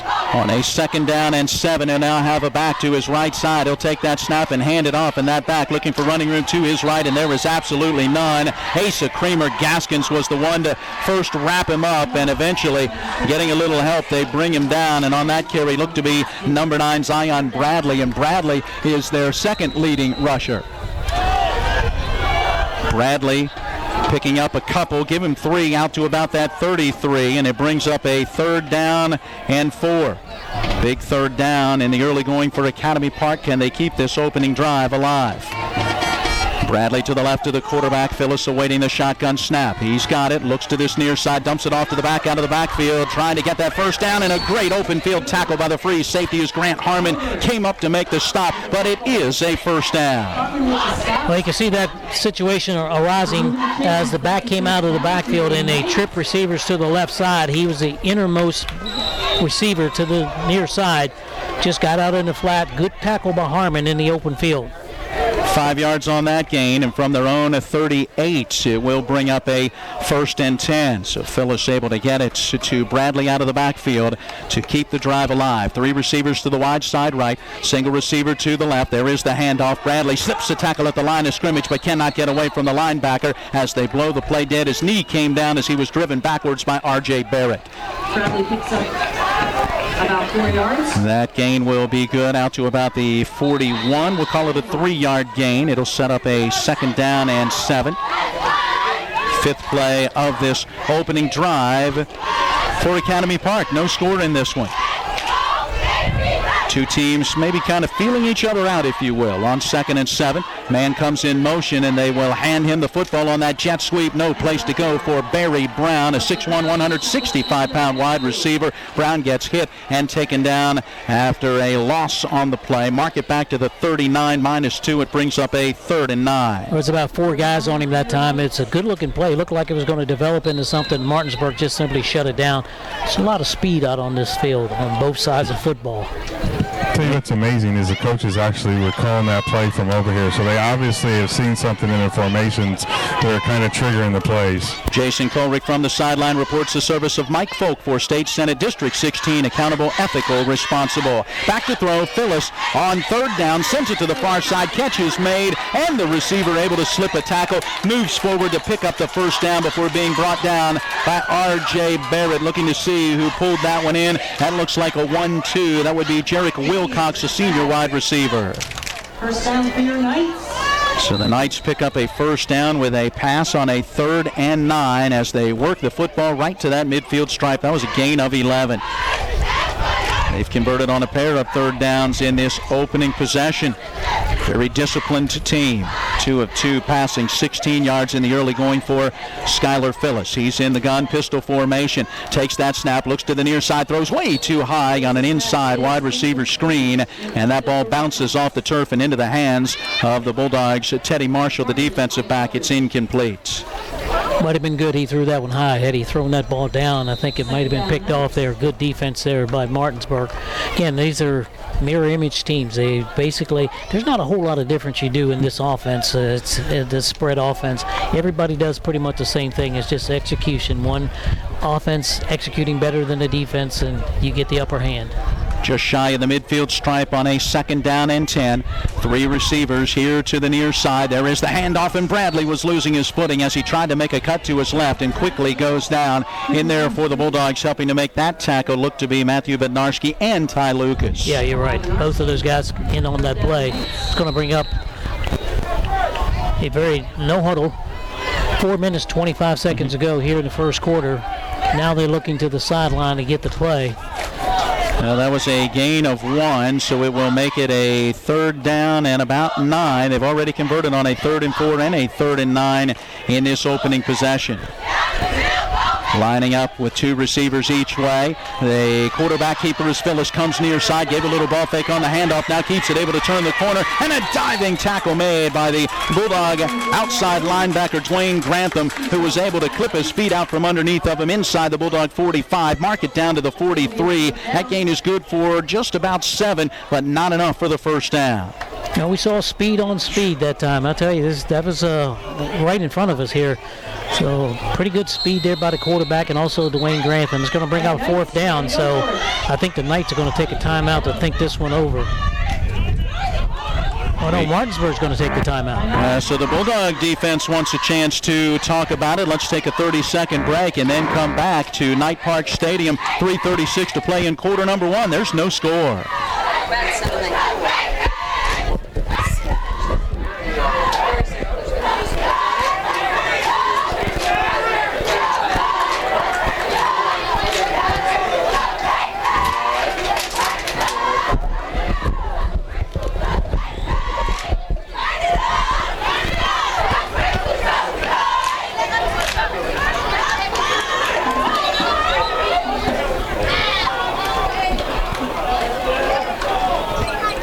Coming out of that Martinsburg timeout, it will be Academy Park facing a 4th down and 2. They're at the Bulldog 43-yard line. Academy Park taking over this possession with 8:12 to play in the first. Vic, this is what we talked about in the pregame. They're doing what they wanted to do, shorten this game. Yes, they are, and forget about running down the play clock because there's no play clocks out here.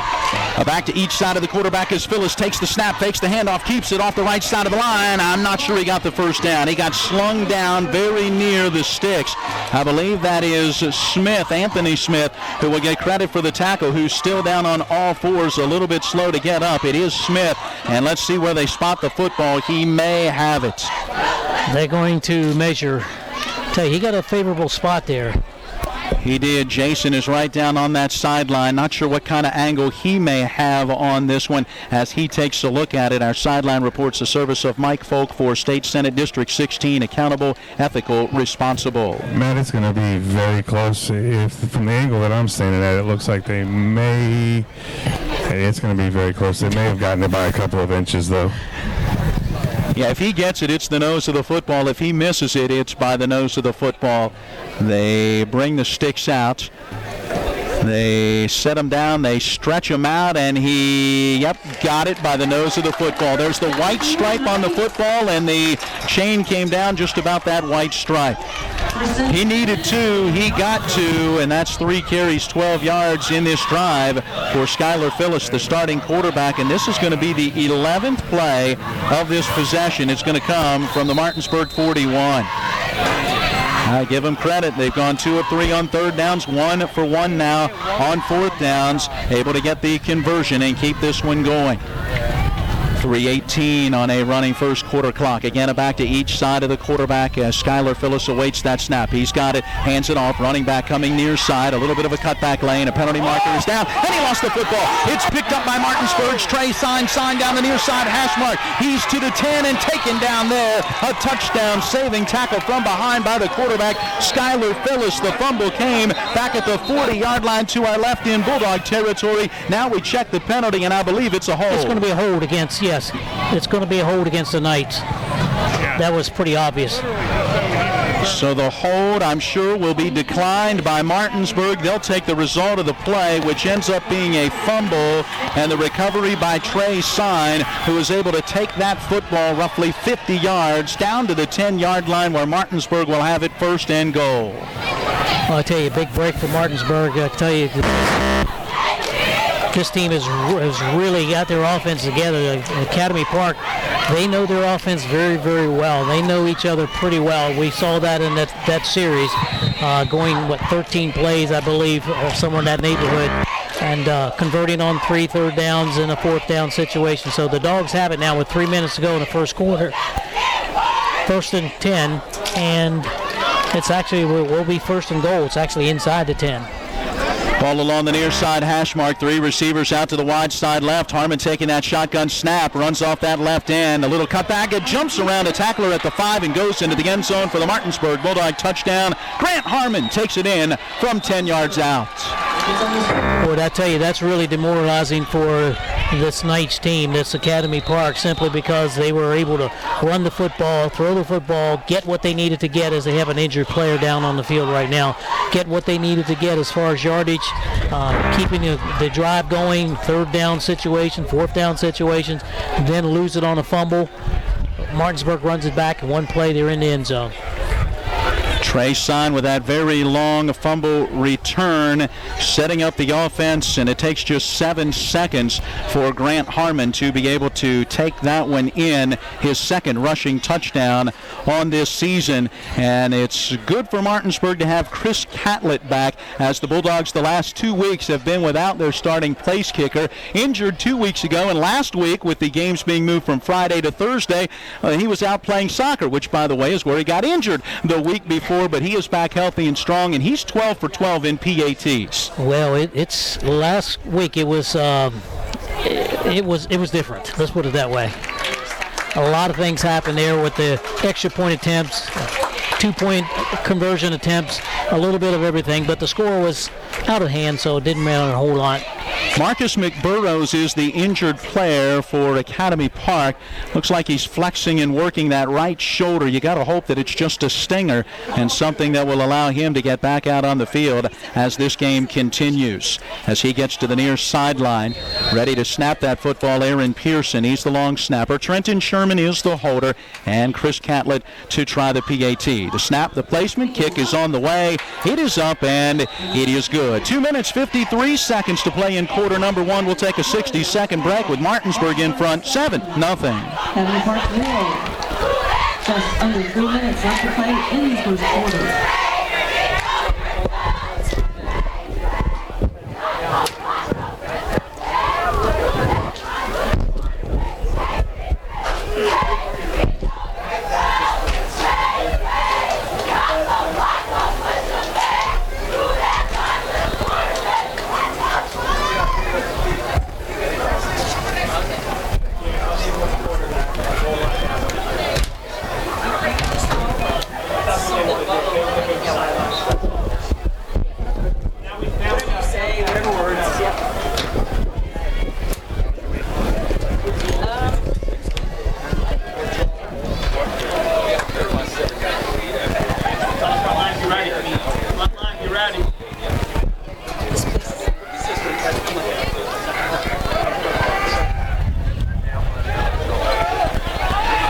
Chris Catlett puts it on the tee to our left at the 40-yard line along the near side hash mark.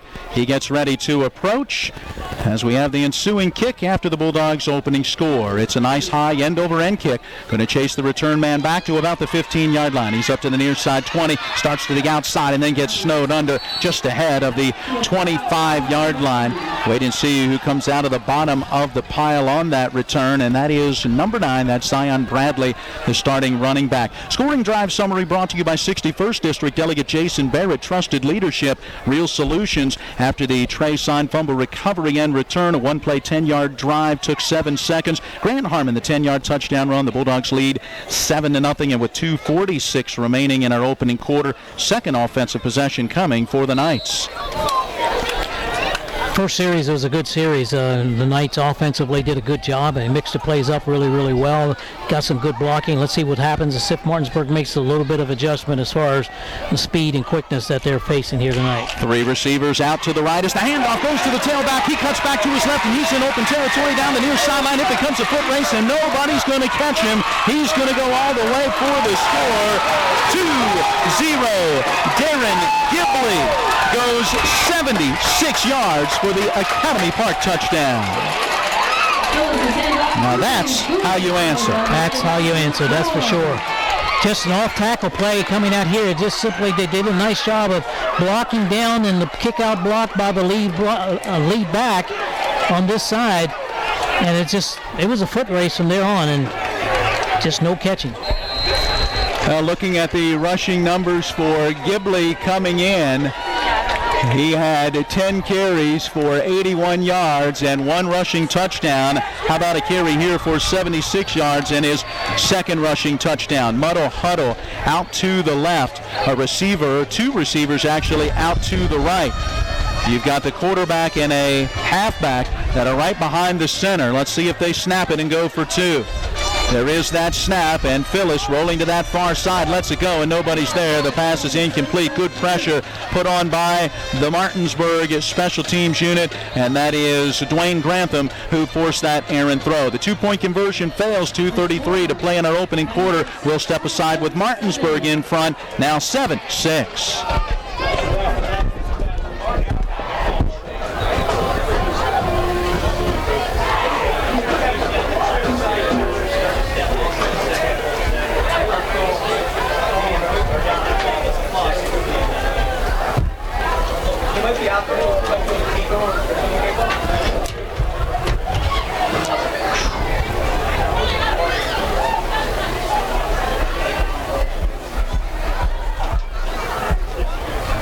Jason, I'll try to get down to you maybe right after the kick before that first play. Might be a good opportunity to kind of hit what Coach Walker talked about in the pregame. Hey, we're going to face some adversity. Let's see how we handle it. And this is one of those situations, I think, early on that we could talk about. Get ready.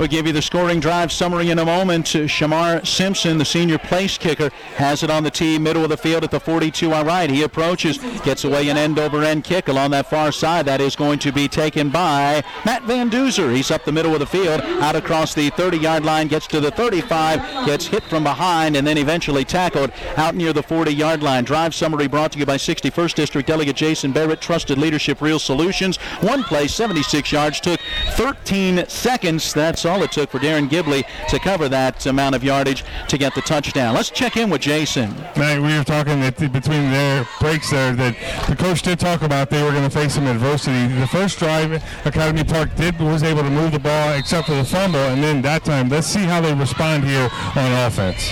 On first down from the 40-yard line, Harmon back out there at quarterback, 2 receivers each way. There's the snap, handoff going to Naeem Kearney, and Kearney very quickly hit and taken down. Getting into the backfield already, Isaiah Rogers. He did so earlier, and he stuffed that play for a loss.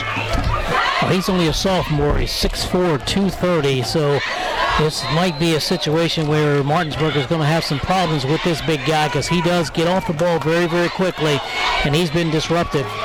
We'll call it a loss of 3 back to the 37, so 2nd and 13 coming for the Bulldogs. Trip receivers here to the right, a single receiver to the left. Helmet high snap. Harmon wants to throw, nobody open. He tucks and runs and will get some positive yards, eventually thrown down just shy of the 40-yard line. So he'll gain, we'll call it 2 back to the 39, and it will bring up 3rd and 11. Big call coming up here for Martinsburg. Big situation. You know, you just got scored on, and now all of a sudden you don't want a 3 and out. You'd like to be able to pick up this first down and keep this drive going. 5 carries, 47 yards in the early going for Harmon. See what the Dogs do on a 3rd down and 11. 1 of 2 on 3rd down conversions in this opening quarter. Harmon taking a shotgun snap, throws over the middle. Grab is made. Matt Van Duzer wide open along the far side hash mark, cutting towards the middle of the field. Makes the catch and gets taken down at the Academy Park 48. Well, one area a lot of people don't like throwing to is in the middle, but you're playing a 4-4 defense, 4-3 defense rather. 4 down linemen, 3 linebackers, and you've got 2 corners and 2 free safeties. So the soft spot on that passing defense is in the middle.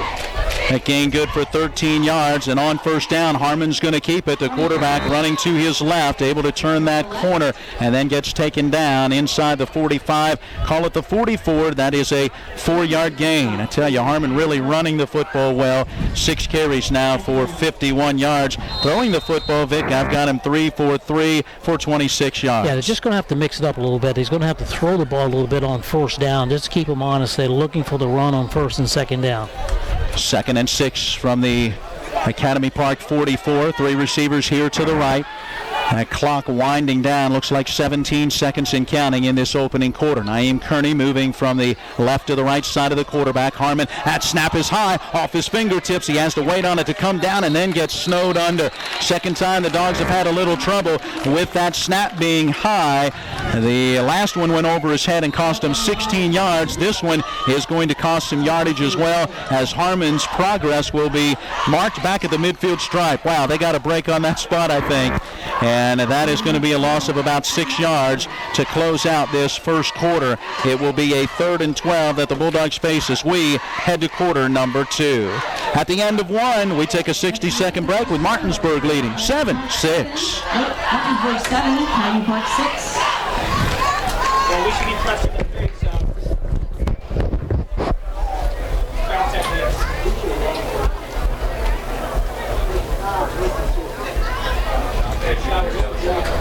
It's a 1-minute timeout.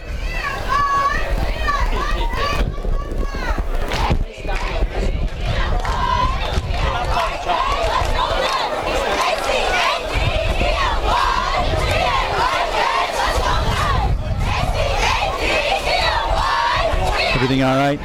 Volume, things looking good, and I haven't heard anything, so I'm going to assume we're okay.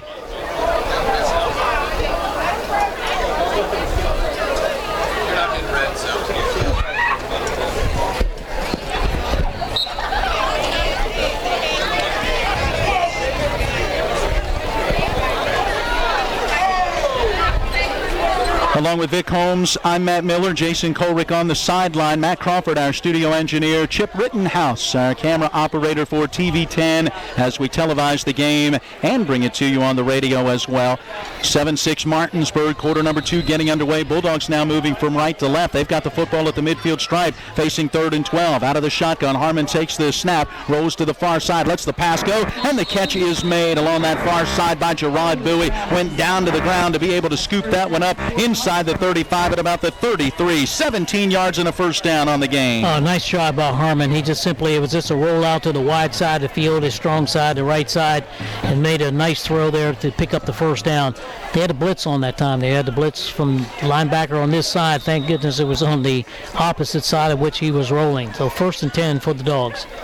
From the 33 in Academy Park territory, handoff goes to Naeem Kearney. Kearney hit almost immediately and eventually thrown down on the play. Meeting him just as he took that handoff was Elijah Berryman, a senior, goes 5'9", 170. He was quick in the backfield. Yeah, and again, it's a lot of blitzing and a lot of stunts up front there, especially on 1st and 2nd down. They're looking for a run, 1st and 2nd down. Move it back to the 34. It will bring up a 2nd down and 11 after that loss of 1. 2 carries, -4 yards for Naeem Kearney. We're not used to seeing that. He's the guy that runs for about 30 every time he touches it. He'll be a blocker this time as Harmon sets up the throw, and there's that slant caught by the receiver. Is that Chelo Tenable? It is. Breaking a tackle at the 5-yard line and then getting to the goal line. I believe he's in. He is. It's a Martinsburg Bulldog touchdown. Oh, what a grab on that deep slant, and then to turn it upfield, run over a man at the 5. Chelo Tenable would not be denied as he goes in from 34 yards out. And what down was that? Second and 11. Exactly, 2nd down on the throw. You know, they really, and they brought both linebackers inside, and that opened up that middle. Extra point attempt coming for Chris Catlett.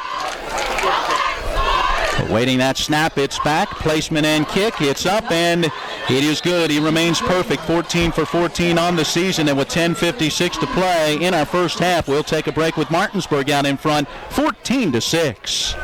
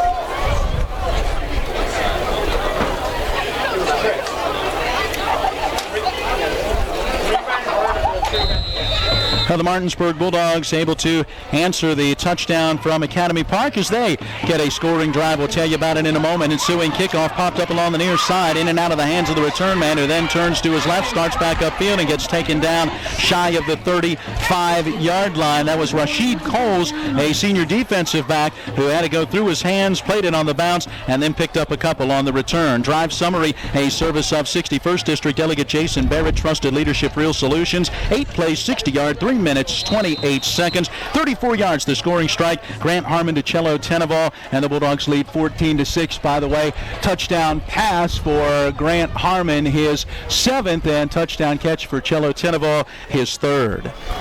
Bryce Morris on the tackle there for Martinsburg. Start this second quarter. From their own 34 on a 1st down and 10. Skylar Phyllis out of the gun, lifts the leg, brings a man in motion, fakes the handoff on the jet sweep, and gives instead to the back who was to his left. And Martinsburg did not bite on any of that motion as they stayed home, and several Bulldogs along that front line right there to make the tackle. That might be Gibley on that carry, and it is. Remember, first time he touched it, a 76-yard run in that last possession. Asia Creamer Gaskins on the tackle. Good job that time stepping up in the hole, making a hit for Martinsburg. No gain on the play. We'll bring up a 2nd down and 10. Football at the 34 in night territory. 3 receivers out to the left. Phyllis takes that shotgun snap, wants to throw. Now that pocket collapses. Boy, he is shifty as he spins away from a tackler and then eventually gets spun down. Looks like Dwayne Grantham there, who may get credit with that tackle at the 40-yard line after a gain of 6 and what looked like it was going to be a negative yardage play. Yeah, he's very elusive. He's very quick, and he makes the decision very quickly. If he's not going to throw it, he's going to pull it down and run with us. Big third down play coming up here. Yeah. 9 minutes, 45 seconds go, quarter number 2. Martinsburg leads it 14-6. 3rd down and 4. They're 2 of 3 on third down conversions. Of course, that came in their opening drive, an 11-play drive that ultimately ended with a fumble that Martinsburg quickly turned into points. 14-6, the Bulldog advantage as we're under 9.5 minutes to play in our first half with 2 receivers each way. There is the snap, and Phyllis hit in the backfield and taken down. That's a blitzing linebacker, Aaron Pearson, who met the quarterback, would not let go, and brings him down for a loss. They'll set it back at the 35, minus 5 yards. Yeah, he was on the blitz that time, and no one picked him up. He got right straight through to the quarterback and held on for dear life because he almost got away. Had he gotten away, he might have had a lot of running room, but a good job there, and will force the punt with 6:55 to go here in the first half. 14-6, Martinsburg leads it and about to get the football back here on the punt. Punting unit comes on. That looks to be Alfonso Hayes who will punt the football out of there. He awaits the snap back at his 20. It bounces to him, and he doesn't get it out of there. It's blocked by R.J. Barrett, taken by Trey Sign down the far side, hash marked into the end zone for the Martinsburg Bulldog touchdown. Jason, he does it again. Ricky Barrett, all he does is block punts. Wow. That was amazing because he practically took it off of his foot, off the guy's foot, really. And just a perfect bounce right up into his arms and into the end zone for a touchdown. You talk about a devastating blow. Well, that is a devastating blow for this Knights team. Academy Park is somewhat shell-shocked. That one came right off the body of Barrett on the block, and in the air it looked like from our vantage point directly into the arms of Trey Sign, and Sign takes it in from about 15 to 20 yards out for the score. Extra point attempt for Catlett up, and it is good. We'll take another break. We've got 8 minutes, 34 seconds to play in our first half, and Martinsburg now out in front, 21-6.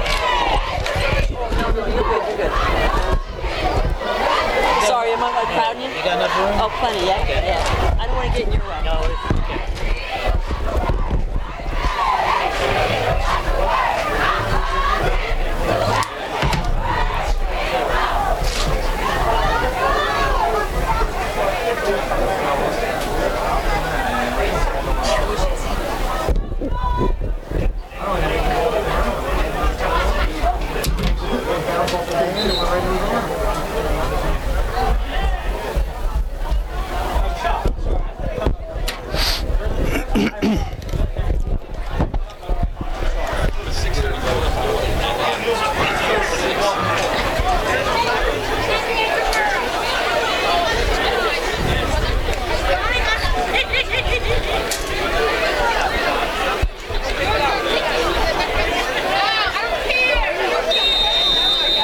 So the score for the Martinsburg Bulldogs coming off yet another blocked punt for RJ or Ricky Barrett, and Martinsburg gets the return from Trey Sign to add to the lead 21-6. The ensuing kickoff popped up along the near sideline and goes out of bounds, and Academy Park, I'm sure, will look to take that ball at the 35-yard line. It went out right around the 30. And so they'll set it down, and away we'll go. This has been a very clean played game. I haven't seen a lot of flags as both of these teams have come out with their A game here tonight. Well, we saw the one holding call, and that was a pretty obvious one. And other than that, it's been well played and hard hitting, and a lot of speed out there on both sides of football. Yeah. Each team has had a procedure penalty. Otherwise, that holding call was declined as that hold occurred on the play in which Martinsburg's Trey Sign recovered the fumble and returned it 50 yards down to the 10. Procedure penalty.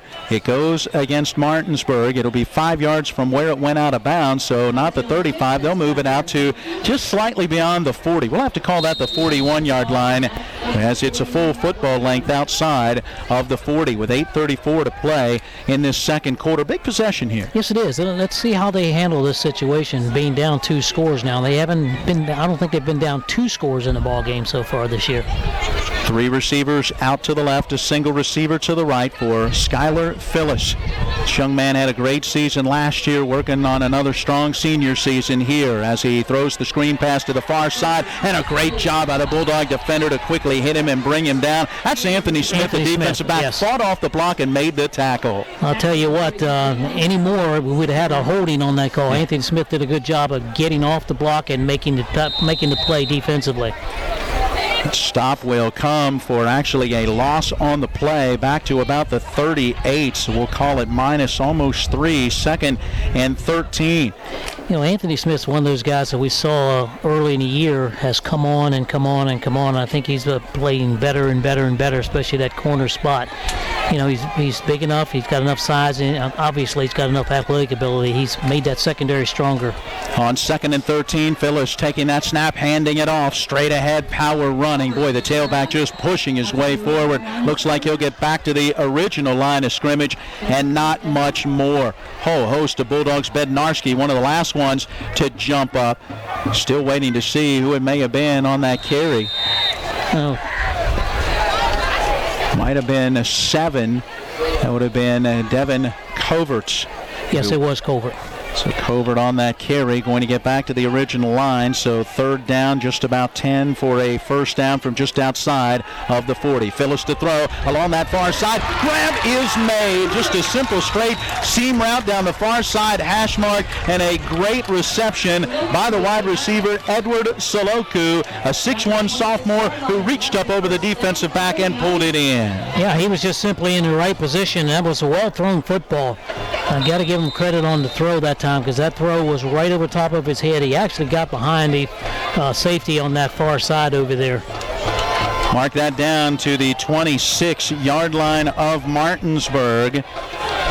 And that gain going to be good for 33 yards on the pass completion. 1st down and 10 coming. There is the snap. Phyllis controlled roll near side. Throws underneath. Receiver with the catch. Heading near the sideline. Able to duck underneath of a would-be tackler and then drag that tackler down the field. Eventually getting forced out of bounds. Nathan Schweinbraten on that stop. But Barry Brown, the 6'1 junior wideout, with a nice catch and move after.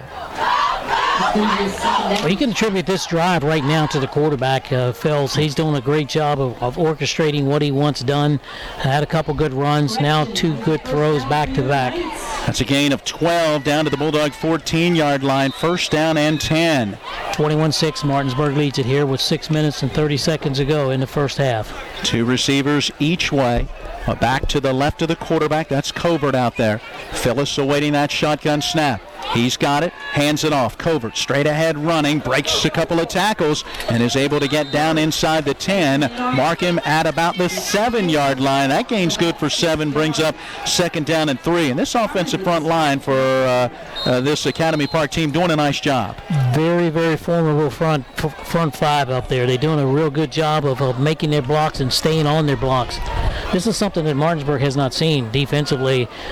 People blocking them and staying on the blocks like this group has done all night long. Here we go, back to throw. Phyllis slings it out near side, looking for his wide receiver along the goal line in front of the pylon along the near side, and underthrown, really kind of thrown a little wide. Good coverage by Teddy Marshall on the intended receiver, Alfonso Hayes, with the incompletion. It'll bring up 3rd and 3 from the 7. 7th play of this possession. Big play here, although you got to imagine if they don't get it, it's 3rd and 4th down for this Academy Park team. On 3rd down, Phyllis awaits the shotgun snap, has 3 receivers out to his left. He's got it, fakes the handoff, keeps it, started left, cut back right, runs into the back of his own man, slips the tackle and gets into the end zone for the Academy Park touchdown. Boy, that is just some great running for the quarterback, Skylar Phyllis, taking it in from 7 yards. Well, he did a really, really good job. And again, this is something that Martinsburg had a couple shots at him there at the line of scrimmage, but he did a nice job of faking left and going back to his right. I'll tell you, they had a couple opportunities to tackle him after that first move that he made there, but he did a real nice job again, like I said before, just keeping his head up, keeping his eyes straight ahead, seeing the field. 2-point attempt coming. or are they going to attempt to kick? Well, they tried the 2-point conversion out of that huddle after their first score. This time, looks like they'll go ahead and start in the muddle huddle, but now line it up for the kick. To do that kicking is Shamar Simpson out of the hold of Barry Brown. There is the snap and the placement. Kick is on the way. It's up and it is good. 5 minutes, 40 seconds to play in our first half. A 60-second break with Martinsburg out in front, 21-13. We're up to 13. Martinsburg still has 21. Just over 5 minutes left in the first half.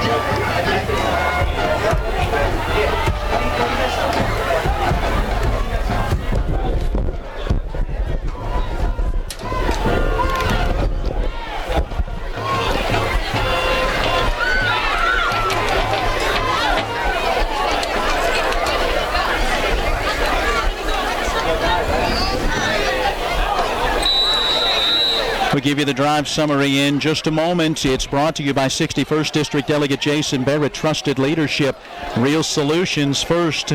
Shamar Simpson marks off his steps. Ball on the tee at the 40 to our left. He approaches, gets away, an end-over-end kick, high short kick. Manduza are going to come up and take it at the 15-yard line. Heading far side to the 20, cuts up to the 30-yard line. Well, he'll be taken down shy of that 30 as he's tripped up and falls forward out to about the 28. Now that drive for Academy Park, how about 7 plays, 59 yards in 3 minutes and 6 seconds. It was the 7-yard touchdown run for Skylar Phillips. It is his 6th rushing touchdown on the season. Academy Park draws a little closer right now, down 21-13. 5:32 to play in our first half. Now it's time to see how Martinsburg responds after this score by Academy Park. It's been a fun heavyweight fight. So far, each team has responded when the other has come up with something positive. And the Bulldogs on the give. Keep it on the ground to Dwayne Grantham. And off that right side of the line, he quickly burst through a hole, got tripped up by a linebacker, but still falls forward out close to the 40. That's a gain of 12 and a Bulldog first. Haven't seen a lot of Grantham running the football. That would be just his 3rd carry, but he does have 24 yards in this first half. And Martinsburg will quickly again go to the ground game. And again, it's Grantham able to slip some tackles, working to the near side. He will get slung down just at the midfield stripe. That gain is going to be good for another about 10, maybe 11 yards, and another Bulldog first down. Make it 11 yards. You're exactly right. Good job offensively by the front line of Martinsburg. Looks like these guys are getting themselves into gear, and they're picking up their blocks a lot better. Academy Park has done a lot of blitzing, bringing a lot of people, and they've confused Martinsburg. Martinsburg's got to settle down a little bit offensively, and the offensive line has started picking up their blocks a little better. Well, that last play was a very quick snap. This play, they get to the football, look like they're going to snap it, but now look to the far sideline and kind of slow things down. Trip receivers to that wide side right. Harmon still looking at his wristband. Off to his left side is Grantham. There is the snap a little high. Harmon's got it around the block by Grantham, able to turn the corner, drag a tackler inside the 45 and get slung down at the 43-yard line. Nice tackle out there by Rashid Coles. Got a little help from Brian Daniels. It's kind of hard to worry too much, a whole lot about the play clock. I mean, we thought maybe there's no play clocks here, so the 25-second clock they don't have any.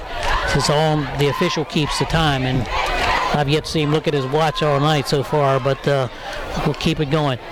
Gain of 6 that time for Harmon. Pretty good considering that snap a little high. Trey Sign out there now as the tailback. He lines up to the right of the quarterback. He'll take the handoff, looking to run left. Gets hit and taken down. Absolutely no place to go, as that hole is very quickly filled by Potensi Nankang. Again, they brought 2 linebackers as first down. They're doing down what we call down and distance defense, basically. First down, second down, they're expecting run. They're blitzing. They're bringing 2 linebackers, sometimes even the corner from one side or the other. And also they're doing the same thing pretty much on second down. So that's why I said first and second down, every now and then you're going to have to throw the football. 3rd down and 6 facing the Bulldogs as that last carry for Sign, a loss of 2. From the 45 of Academy Park, pass far side, batted down. It is incomplete. High up into the air went Tyree Estes, a 6'3" defensive lineman, came hard off that left side of the defensive line, saw that screen pass coming and batted it away. That's going to bring up a 4th down. Let's see what Martinsburg decides to do. It's a first incompletion for Harmon, 5 of 6 for 77 yards. The Dogs now 3 of 5 on 3rd down conversion attempts. Martinsburg lining up to go for it on a 4th down and 6 from the 45 of Academy Park. And now the Bulldogs will burn a timeout, second timeout they have used in this first half. We'll take a 30-second break, 3:13 to play in our first half, and Martinsburg leading 21-13.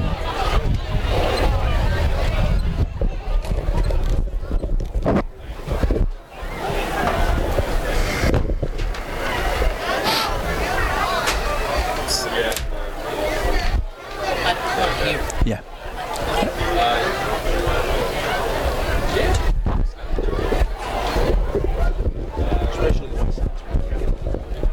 Wasting this time out.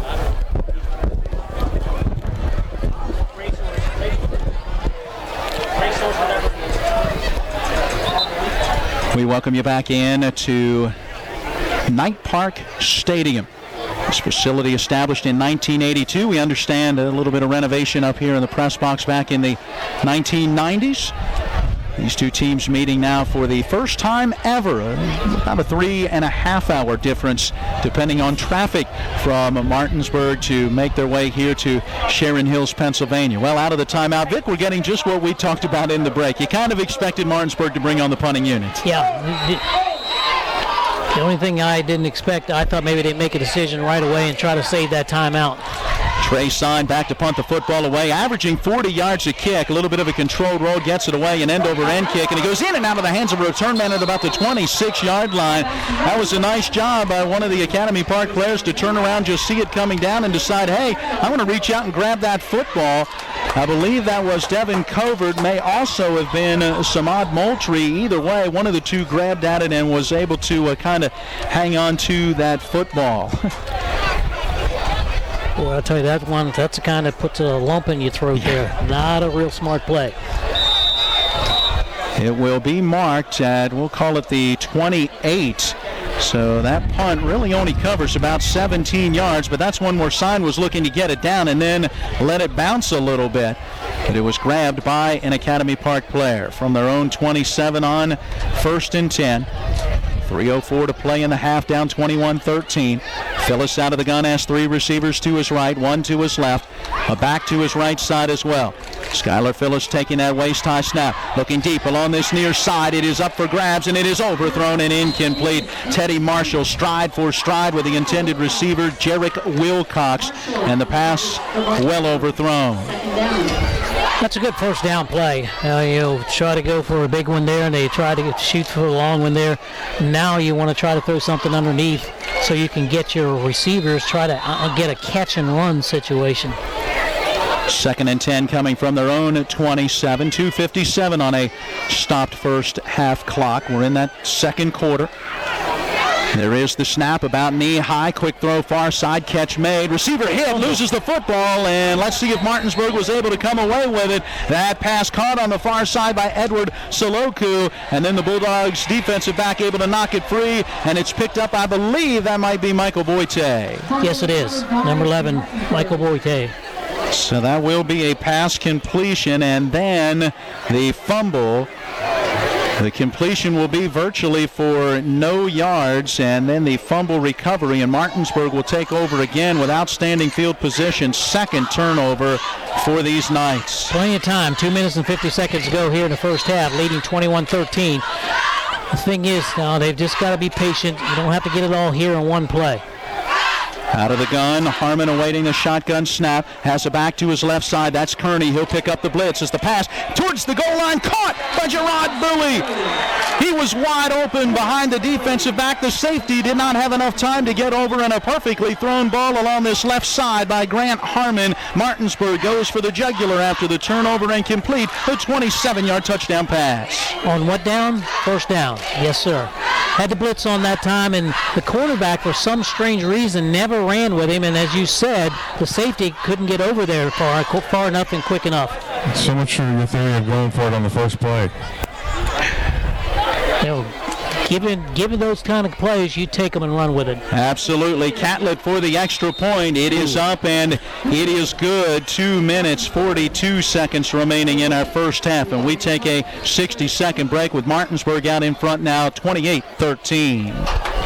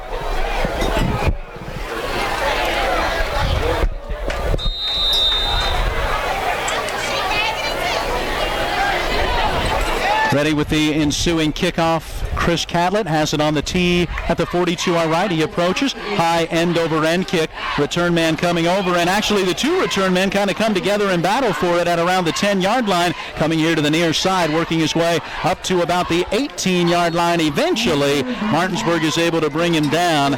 And that again on the return is Zion Bradley. Still 2:33, it looks like, to play in our first half. Plenty of time if Academy Park can get something going. That last drive for Martinsburg, one play, 27 yards, took just 8 seconds. 27 yards on the touchdown pass. Harmon to Bowie. 2 TD passes and a TD run for Harmon. Jason. Matt, that defensive stand there for Martinsburg was huge. If Academy Park was able to drive down and score and get within 1 point, they're going to get the ball back at halftime. Martinsburg could have been in a world of hurt if they would have allowed that to happen.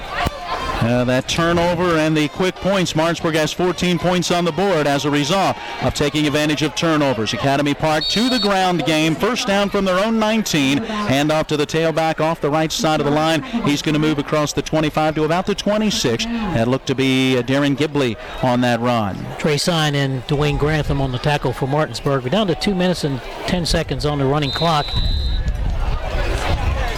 Gain of just about 6, almost 7 yards. We'll call it second and a long 3. Gibley has 3 carries now for about 81 yards. Out of the gun. Phyllis takes that snap, hands it off. Oh, big hit from behind on the tailback who ran into the back of the line, tried to cut to his right. I believe that's Trey Sign who came in from the outside to put that big lick on Gibley and make sure he went down. Yeah, that was Sign. Yes, it was. But Terrell Good, number 31, he's the guy that bottled up everything, which forced him to run into the pile. So that's going to bring up now a tougher situation. Third down, and we'll call it a long 2. Clock running, 2 minutes, 20 seconds to go. First half, 28-13. Martinsburg leads it.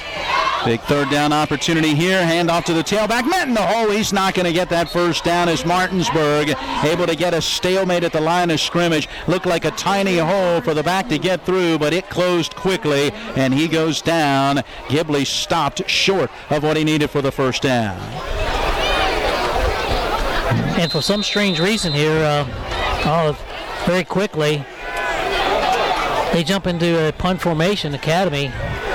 Well, they're standing in their offensive positioning and trying to run the clock down here a little bit, down to 40 seconds to go before they punt it away. It's fourth down. I don't think they're going to go for it here. No gain on that last play. I think they're going to try to take a 5-yard penalty and let this clock run.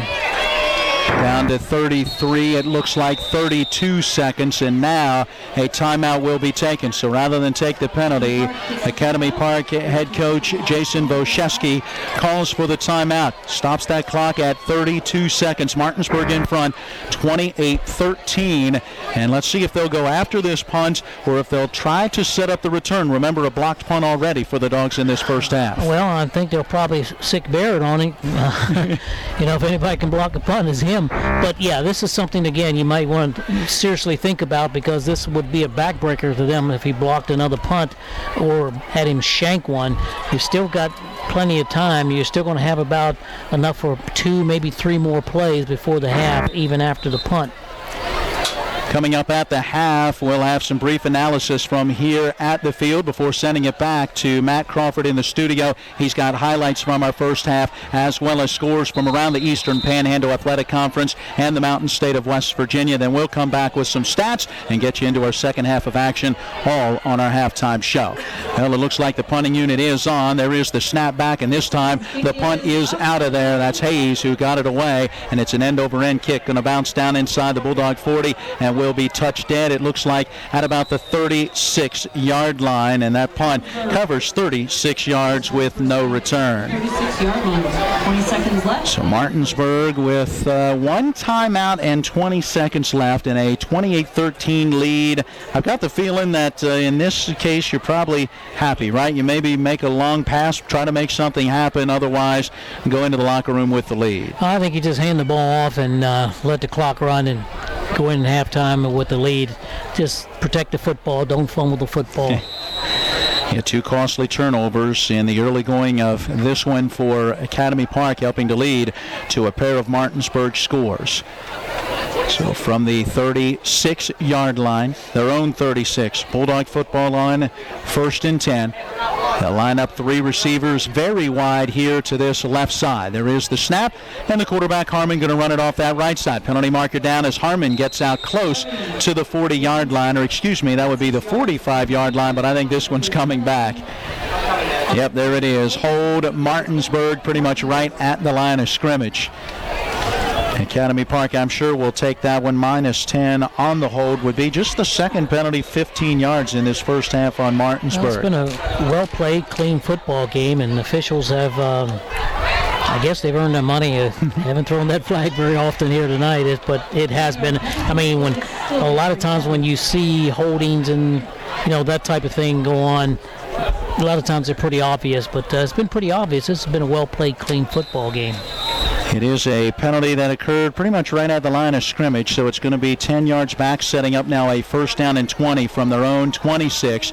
And it looks like they will start the clock as they set the football, and Martinsburg content to take their lead into the locker room at the half. The clock has hit zeros. We are at the half, and our halftime being brought to you by Bill Stubblefield. Vote for Bill Stubblefield, your independent voice for the Berkeley County Council. We'll come back with a little analysis from this first half after this 2-minute timeout.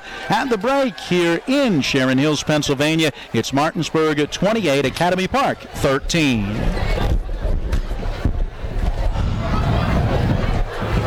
All right.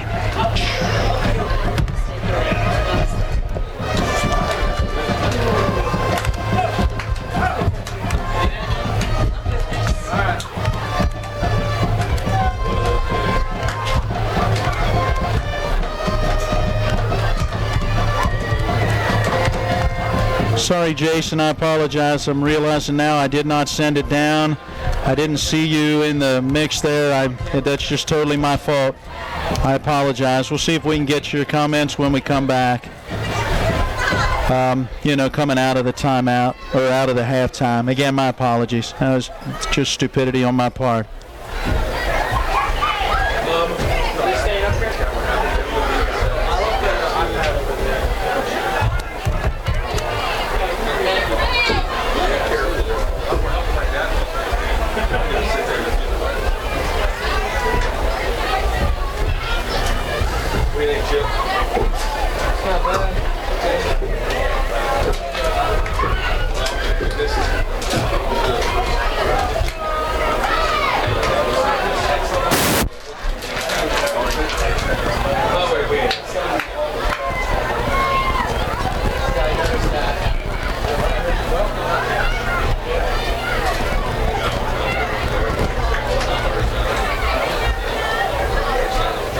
on camera coming back, or no? I think we can be. That probably look good, I'd say. All right, let's do it.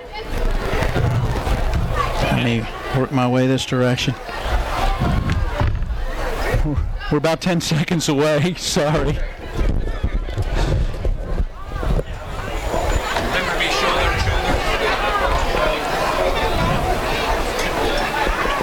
We welcome you back once again to Knight Park Stadium. We're at Academy Park High School in Sharon Hills, Pennsylvania. That's just outside of Philadelphia.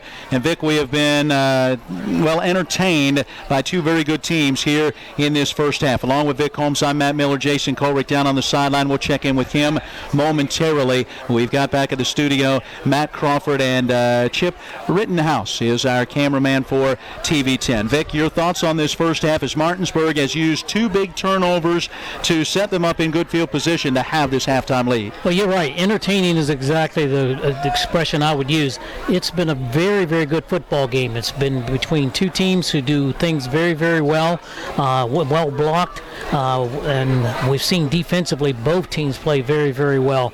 So other than the two big turnovers, which are probably the biggest difference in the ball game, it's pretty much an even football game. As so far, again, I give credit to both of these teams. They've made big plays, and you take a look at Academy Park, the one drive they had, they converted a couple third downs, a fourth down, and just played as if they knew exactly what they wanted to do, and they've done it well so far. And Martinsburg, of course, I think just being Martinsburg. I think one of the things both of these coaches have to be pleased with is that each team has given a punch, each team has taken a punch, and then each team seems to have responded with a punch of their own. In other words, a heavyweight fight, if you will, in this first half, and both have done well. Yes, they have, and the heavyweight punches have been thrown. The big thing is maybe a couple jarring punches, the two fumbles. That is probably the biggest difference in this football game. But other than trading blows, both teams have laid out some pretty good blows, and both teams have responded well. So second half is going to be interesting. Now, Academy Park gets the ball in the second half and see how they respond and see if they can get something going. All right, Chip, if you can move that camera. Jason is standing right down about the 45-yard line. We'll check in with Jason Colrick, getting his thoughts as he got a chance to talk with Coach Walker as the team stays on the field for halftime. Yeah, they did stay on the field for halftime, Matt. It's a very long walk. Actually, somebody made the comment that it's probably a walk all the way to Pittsburgh to get to the locker room, so they wanted to stay up here. So they had an opportunity to talk about, and truthfully, weren't going to talk about what they have seen out of Academy Park, but through their preparations, there's things that they haven't seen yet. So they're anticipating seeing maybe an option out of this team, a couple of different slants and stuff like that. So those are the things that they wanted to talk about. Overall, very pleased at the defense, forcing those two turnovers. Plus, you have the blocked punt as well. So they are playing well. This is a very talented Academy Parks team, and you've got to be impressed with the way they've been able to move the ball against Martinsburg. We haven't seen anybody be able to do that probably since Sherando last year, and they didn't even really move it the way this team is. Yeah, it's been an entertaining first half, and looking forward to the second half of action, which is just about 16 minutes away. Our halftime brought to you by Bill Stubblefield. Vote for Bill Stubblefield, your independent voice for the Berkeley County Council. We'll send it back to the studio. Matt Crawford standing by with our halftime scoreboard show. He's got highlights from the first half, scores from around the EPAC and the Mountain State, and then we'll come back to the field for a look at our first half stats. At the intermission, we take a break with Martinsburg leading Academy Park 28-13.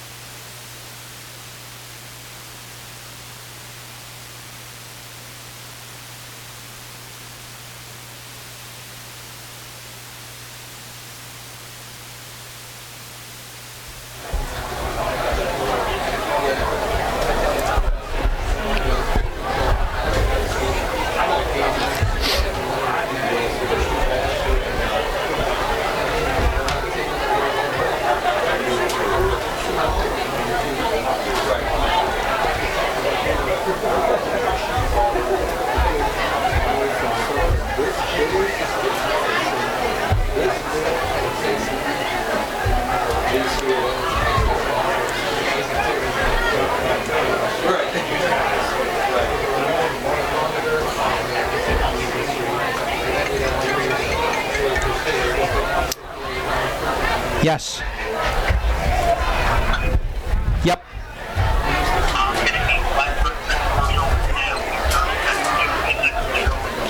So 30 seconds, and I should start talking, you think, at 20?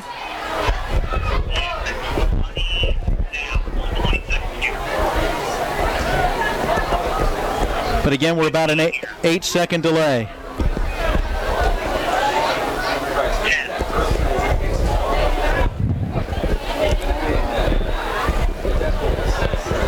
And we welcome you back in to Knight Park Stadium. We are on the campus of Academy Park High School just outside of Philadelphia, Pennsylvania. At the half, it's the Martinsburg Bulldogs leading the Knights by a 28-13 score. Time for us to take a look at numbers from the first half. They're brought to you by Bears Repair, 904 Winchester Avenue in Martinsburg for all of your automotive repair needs. Call Kevin Bass and the certified mechanics at Bears Repair, phone 304-262-0208. Along with Vic Holmes, I'm Matt Miller. Jason Colrick on the sideline. We look to check in with him here in a little bit, see if we can't get some comments from head coach David Walker coming out of the halftime. Meanwhile, our cameraman on TV 10 is Chip Rittenhouse. Well, Vic, the numbers in the first half show just how tight and even this ball game is. 28-13 Martinsburg with the lead, and thanks to a couple of turnovers for Academy Park. They have 177 yards on 27 plays, 119 rushing, 58 passing. They've had 6 offensive possessions. They've been able to put it into the end zone twice. They've had a punt blocked that resulted in a touchdown, and they've had a pair of fumbles that set up Martinsburg with short fields that the Bulldogs immediately punched into the end zone. 21 of 28 points have not necessarily been the result of this Academy Park defense. They've done a nice job. Yes, they have. They've done a really nice job here in the first half. And sometimes, when you play good football teams, somehow or another they make plays, and Martinsburg has done that. They've made plays. They've blocked punts. They've been opportunistic in taking one in for a touchdown and that type of thing, and scoring off of another situation. So when you play good teams, good things happen to good teams most of the time, and that's because they're playing hard. Not that the Academy is not. They're playing very well. I'm very surprised. They're playing better than I thought they were, especially up front. Their offensive line and defensive front, they're doing a very good job. And one thing that they're doing, and I think they're gambling a lot. They're doing a lot of blitzing, a lot of stunts, in which they're bringing a lot of people, too many people for Martinsburg to block in some cases, and this is why the run game has been stymied, and also the passing game has had a lot of pressure. But that's what you do. That's what you do. You, as a defense, you try to confuse the offense, especially if you can't outman them.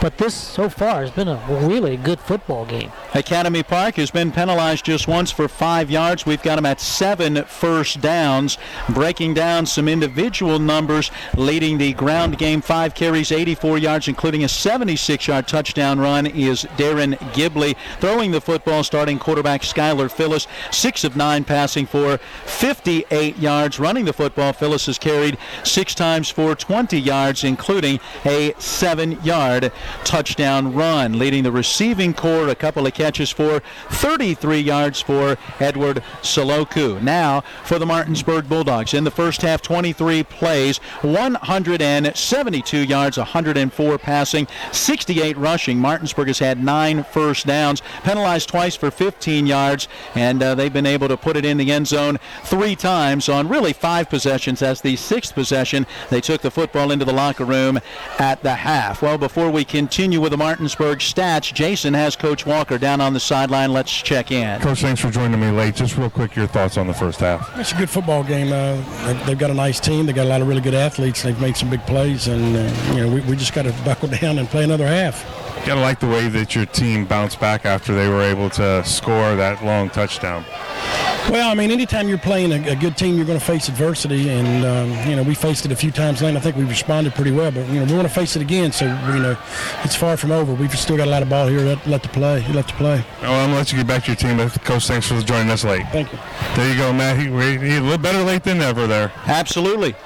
Glad to hear from Coach Walker as he and his team again stayed on the field. Academy Park making that long walk back to their locker room, and we are waiting for them to get back to the near sideline. Well, continuing the numbers for Martinsburg in the first half, individual numbers. How about Grant Harmon? 6 of 7 passing, 104 yards. He has thrown for 2 touchdowns, and he's added 57 yards on 7 carries and has run for another touchdown. 4 carries, 35 yards for Dwayne Grantham. 1 carry minus 2 yards for Trey Sign. 2 carries minus 4 yards for Naeem Kearney, and 2 carries for minus 22 yards on a pair of bad snaps. Meanwhile, 2 catches for 26 yards for Matt Van Duzer. 3 catches, 46 yards, and a touchdown for Gerard Bowie, and a catch for 34 yards and a score for Cello Tenaball. First half stats brought to you by Bears Repair, 904 Winchester Avenue in Martinsburg. For all of your automotive repair needs, call Kevin Bass and the certified mechanics at Bears Repair.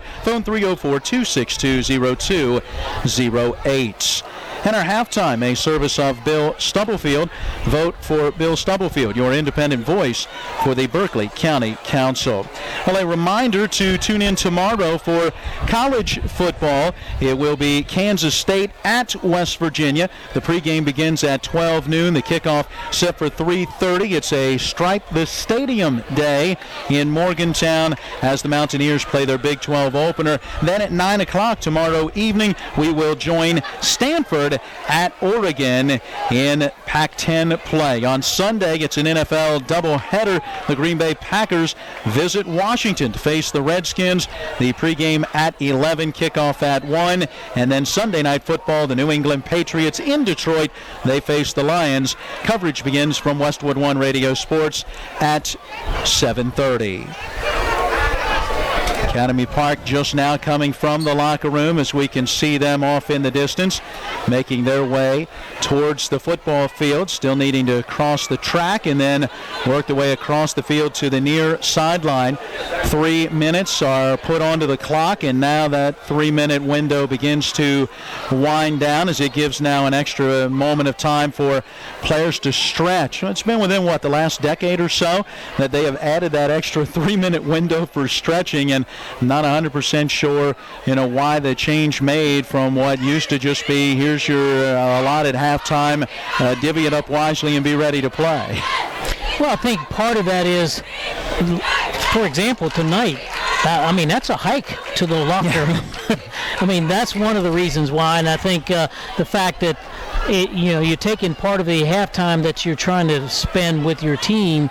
You're spending 3 to 6 minutes of that, 15 minutes walking back and forth to the locker room. They want to get the teams a little bit more time in the locker room with the coaches and so forth. So I guess it's okay. If you stay strictly to the rule, and if you're late and then flag it, which is a delayed game. So I see nothing wrong with it as long as they stay strictly to that. We'll see how this first possession of the second half plays out. Vic, Academy Park will get the football as they won the toss, deferred, giving Martinsburg the opportunity to take that football to open the game. Academy Park with some pretty good drives in that first half. We'll see if they can begin to develop some momentum in this second half, or if that Bulldog defense will be able to find a way to shut them down and maybe set the tone. Yeah, it's going to be interesting to see how they attack here in the second half.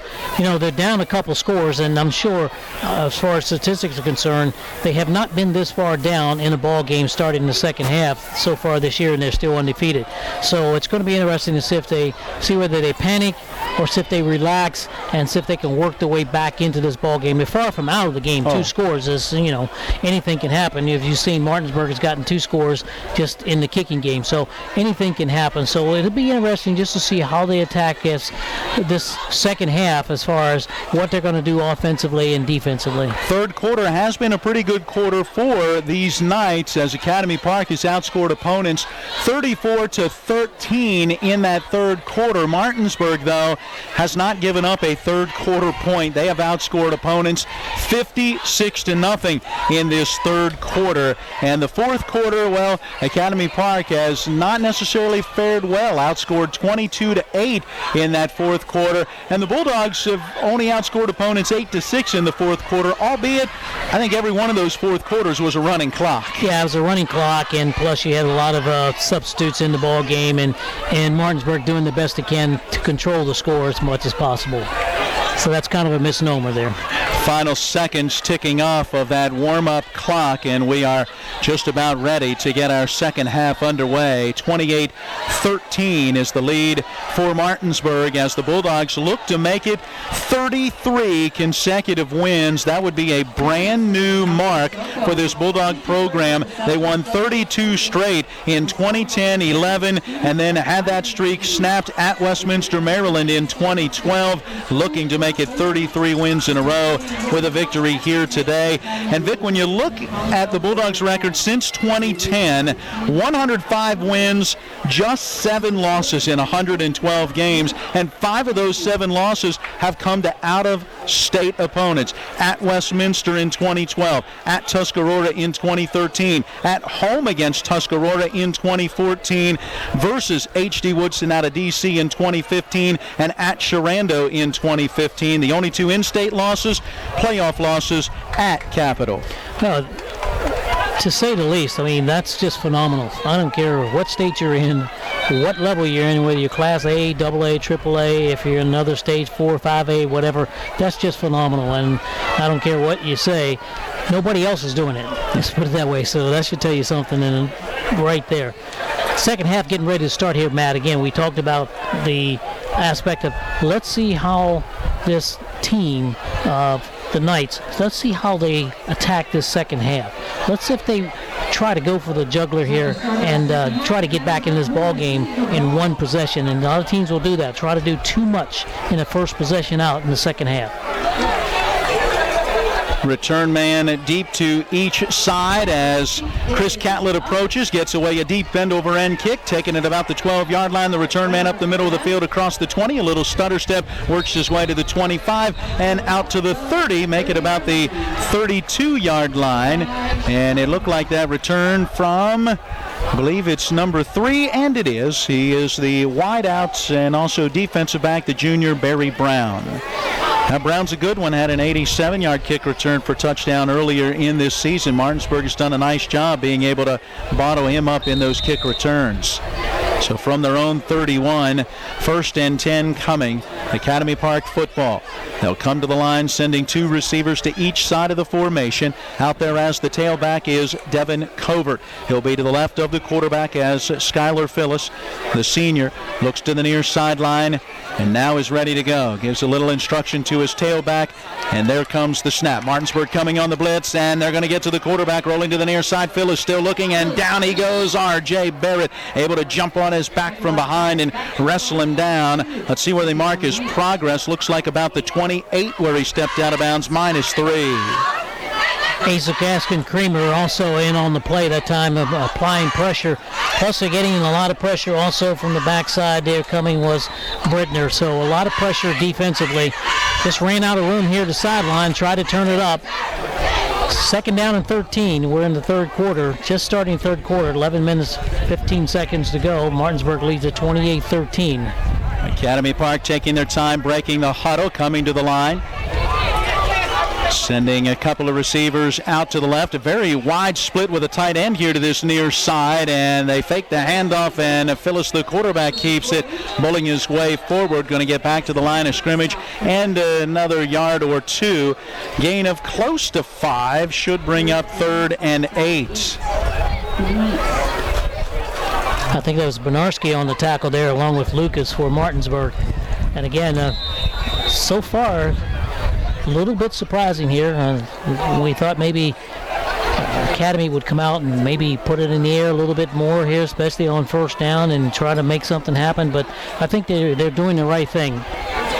Just be patient, try to work your way into a 1st down and keep the ball in your possession. 4 of 7 on third down conversions in that first half. They face a 3rd and 8 from their own 33. Snaps a little low. Phillips to throw. Deep along this near side. Good man-on-man coverage, and is it intercepted? I believe it is. Yes, it's Teddy Marshall who picks off the pass at the 35-yard line of Academy Park. The pass intended for Alfonso Hayes. Hayes was to the outside, Marshall to the inside, and with that great position, Marshall shielded off the offensive man to make the pick. Well, we've seen this week after week. When your defensive backs outrun your receivers, it's hard to get open, especially going deep. I mean, that he just simply man-to-man coverage, one-on-one. I mean, he was just right there. Only two things going to happen out of it. He has to throw the perfect pass over his head and to the sideline where only his man can get it, but the ball was thrown on the inside, so Marshall was able to intercept it. 3 turnovers tonight for Academy Park. Martinsburg has turned the other 2 into touchdowns. Let's see what they do here from their own 35-yard line, 1st and 10. Harmon fakes the handoff, throws far side. Gerard Bowie, the catch, blockers in front. He's to the midfield stripe, penalty marker down as he's dragged down from behind along the far sideline. Mark it at about the 47 of Academy Park, but it looks like there may be a hold or a block in the back about 10 yards behind. Yeah, that's going to come back. You know, one of the things about a player sometimes, especially downfield blocks that are holdings or block in the back, let us have what we got.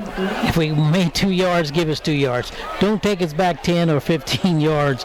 And that's sometimes just overzealous. The guy gets away from you. You just kind of reach out and grab the jersey or grab him or hit him in the back. So it's going to end up being a loss of 2 yards, but it'll still be first down.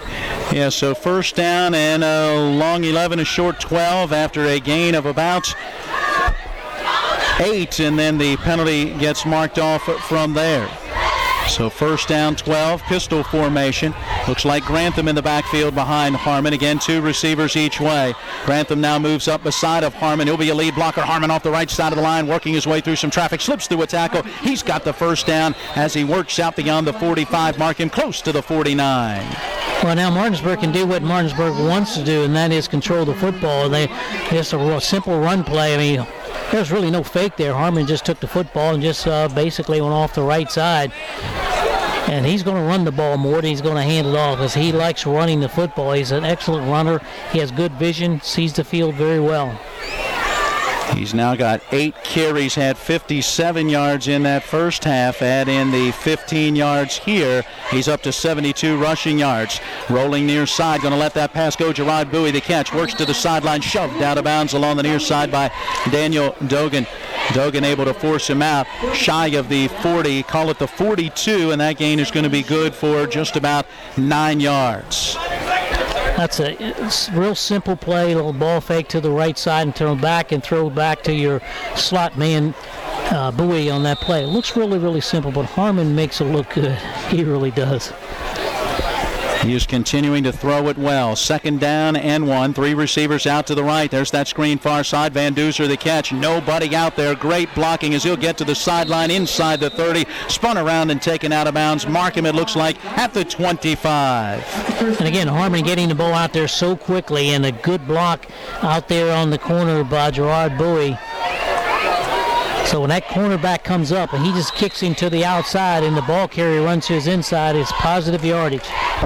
1st and 10, football at the 25-yard line of Academy Park. That last gain good for 17. Here comes the blitz. They will hand it off, and well, no place to go there. Oh my, running right into the middle of that blitz was the Bulldog tailback, and Grantham got hit and driven backwards by a whole host of blue shirts. 1, 2, 3, 4 guys right there, and helping to lead the way once again is the defensive lineman, Isaiah Rogers.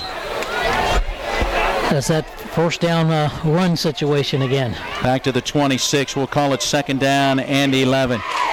Minus a yard on that one. Grantham to the left side of the quarterback as Harmon looks to the far side, getting the play call. Again, 2 receivers each way. Blitz coming. There is the snap and the pass, and it is incomplete, tipped and intercepted. Intended for Teddy Marshall. It was tipped and then picked off, and the return man coming here to the near side, and Grantham grabs him and throws him down out of bounds. The pick was made on the tip by Malik Johnson, and Johnson has been outstanding picking off passes. That is his 3rd of the year. To the 36-yard line. Tough play there for Martinsburg in that situation there. That's just one of those things that happen. Ball popped up in the air. So now let's see what they can do defensively here and get another stop. 6 minutes, 4 seconds go, third quarter. Good drive, though. Good drive offensively by Martinsburg. Turnover number 1 for Martinsburg on the night. Nice return by Johnson as he's thrown out of bounds at the 34 in Academy Park territory. They have it 1st and 10 there. Moving from left to right. 2 receivers each way, the 2 to the near side, 1 stacked behind the other, and now 1 heads in motion. They'll fake the handoff on the jet sweep, throw deep along this near side, trying to get it to Teddy Marshall. His feet get tangled up with the intended target, Jarek Wilcox. It was Marshall who tumbled to the ground. Wilcox able to maintain his footing but could not get to it as the pass overthrown incomplete. Well, Matt, if we go back to the last series, that's where the interception, exact same play. An interception and an incompletion on 2 pass attempts so far in this second half for Skylar Phyllis. From their own 34 on a 2nd and 10. Trip receivers now out to the wide side left. Single receiver here to the short side. Handoff going to the tailback and no place to go. Gibley bottled up very quickly. Trey Sign from the outside able to get in there along with Grantham. Also getting in there, Creamer Gaskins. Looks like Barrett in there at the bottom of the pile, and I believe Bednarski. Yeah, there's like 4 guys in there.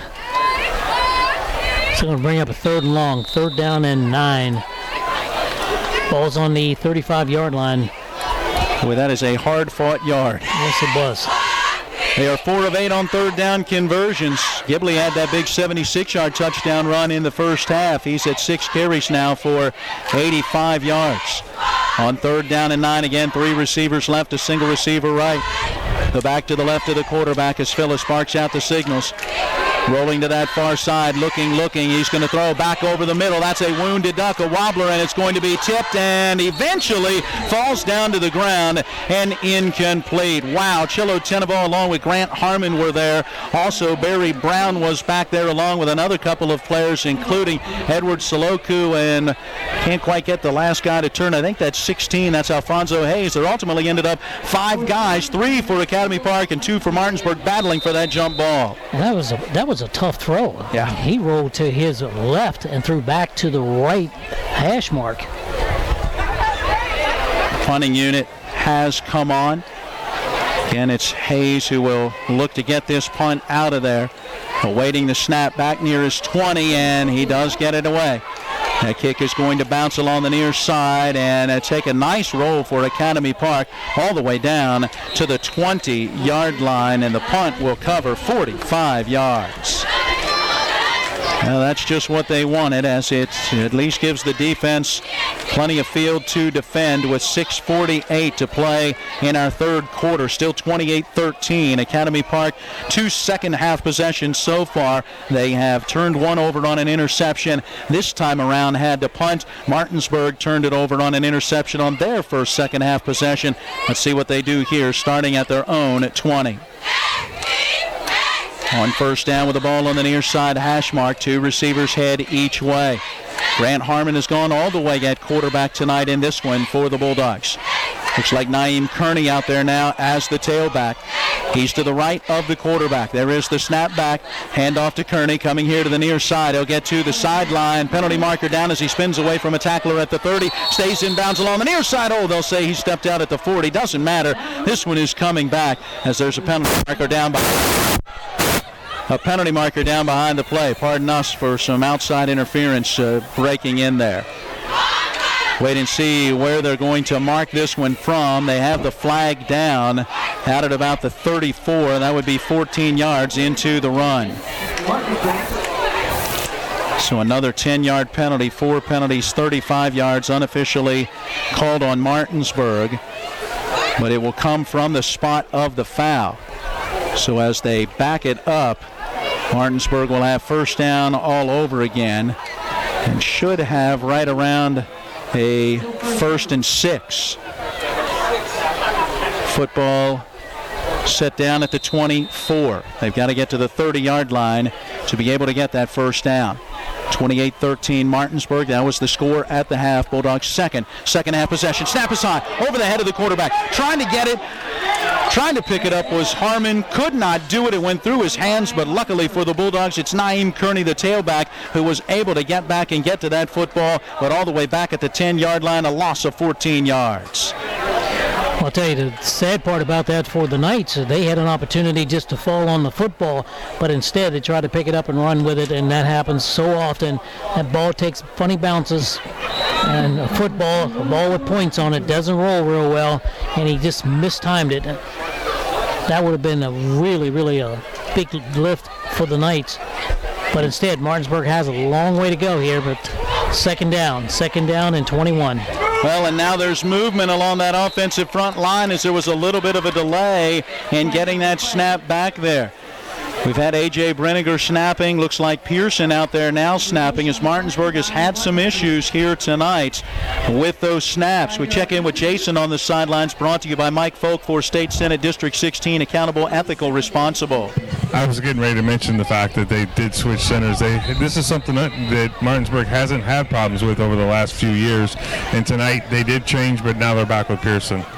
So now from about their own 5, second and roughly 25, and the handoff going to Naeem Kearney, and Kearney hit and taken down almost immediately. It'll be a loss of a yard on that carry, and Martinsburg will face third and roughly 26 from their own 4-yard line, and this possession has gone in the wrong direction. Without a doubt. So this is a situation that you don't want to make a big mistake here and give it back to them real quickly here on third down. Don't make a mistake here. The Dogs will send 3 receivers out to that wide side right, a single receiver to the left, Kearney to the right of the quarterback. Here comes the blitz. Harmon's going to keep it right up the middle, angling now to his right, looking for blocks from the receivers, dragging a couple of tacklers out beyond the 10 to the 15-yard line. That gain going to be good for 11 yards. Good safe play, and now they'll bring on Trey Sign in the punting units. So the Dogs 3 of 6 on third down conversions on the night. That's about as safe as you can get, and with Harmon running the football, that's a situation there where you live to fight another day. Trey Sign averaging 40 yards a punt coming into tonight, and has had a long of 50. His only punt in that first half ended up going only for about 17 yards, but that one he was trying to get to hit and bounce, and one of the Academy Park players quickly grabbed it, dropped it, but then a teammate picked it up. Martinsburg shifting some players around as the snap goes back. A little bit of a controlled roll, and that rugby-style kick, booming, spiraling kick, sending the return man back to the 40. He drops the ball and then picks it up and goes down almost immediately back at the 35-yard line. Oh, boy, what a punch off the foot of Sign as he does it again. Yes, he did. I'll tell you what, he just really changed the field position. So we have a whistle on the far side. I don't think we have a flag. Officials are discussing, but I think we're okay. So it's 1st and 10. That punt really changed the position of this field. 45 yards, Vic. Yeah, 45 yards. Officials are still discussing something. I didn't see a flag, but they're having a discussion here. 3:56 to play in our third quarter. Still 28-13 as these two teams battling nose to nose, but the defense is kind of dominating, if you will, as neither can get the offense going since that halftime break. Still waiting to see what the situation is as the officials continue their conversation. Let's see if we can check in with Jason on the sideline. What they're talking about is the ball was still live and they blew the whistle, and Martinsburg players stopped right instead of fighting for that fumble. They called it dead back here, blew the whistle, but the ball was still moving down the field, and I think that's what they're discussing. Well, it's an inadvertent whistle then, and this is really a tough call. We had an inadvertent whistle last week in the ball game as well. Our head referee coming to the near sideline to explain things to head coach Jason Wojcicki of the Academy Park Knights, running this program for the last 14 years after 5 years as an assistant. Bad part about that with inadvertent whistle now, the new rule is you have to do the down over again. And that is exactly what it looks like we will have as Martinsburg's special teams unit begins to make their way back down the field. Now the explanation is going to Britt Sherman as the coach for Martinsburg. No, it's Buddy Hessen who was out there. Buddy, as the defensive coordinator, wanted to know what might be going on. I thought it might be Britt. Never mind, Britt's up here in the booth next to us, if I am correct, right? He's on the other end of the press box. Very tight quarters here in the press box, but we're all getting along. Yeah, yep. Everybody's getting along. You got a friend in Pennsylvania, Vic. Yes, indeed. You know that. Somebody bring me a drink. Could use a Coke or Pepsi or something. 3:56 left here in quarter number 3. The ball will get put back to the 15-yard line, and the play will be played all over again. So Sign will stand back inside of his own 5, awaiting the snap. It looks like back deep will be Brown, and another player racing back as well, and that will be Alfonso Hayes. Kick is away. This one a little more wobbly, end-over-end kick. The return man comes up and dropping to his knees, tries to make the catch. It slipped through his hands, but he dives on that football. That's Barry Brown, the junior wideout defensive back, who was able to corral it. And from the 47 in Martinsburg territory, Academy Park now has very good field position. Yeah, they gained on that situation there. 3 minutes, 48 seconds ago here in the third quarter. This has been a fast third quarter, even though there hasn't been a whole lot of action going on. Check in one more time with Jason as he's got the explanation on that last play. The coach for Academy Park got to choose whether or not they were, because of the inadvertent whistle, whether or not they would take the play or make them re-kick. Well, he made a good choice because he gained a bunch of yardage, and on first down, Skylar Phyllis, keeping that football, escapes a couple of tacklers right at the line of scrimmage and manages to gain about 3 positive yards. Trey Sign on the tackle for Martinsburg. Set it at the 49 in Bulldog territory. So with that gain of 3, brings up 2nd and 7. They'll look to the near sideline and get the play call. 2 receivers to each side of the formation. Looks like Gibley out there as the tailback, moving from the from the left to the right side of the quarterback. Skylar Phyllis awaiting that shotgun snap. He's got it. Here comes the blitz, and Phyllis is grabbed and manages to throw and complete the pass. Coming back to get to it, Alfonso Hayes. He drags a tackler ahead all the way down to the 30 in Bulldog territory. Oh, that was Barrett, who had the quarterback by the leg, but just didn't have enough momentum to get him down. Phyllis, with a man dangling from his leg, stayed on his feet and completed the pass. I'll tell you what, that was a great effort. That was a great effort. I got to give him credit. He did a nice job of simply staying on his feet long enough and then having the whereabouts to hit his receiver, and then the receiver getting an extra 3 or 4 yards, enough to get the first down.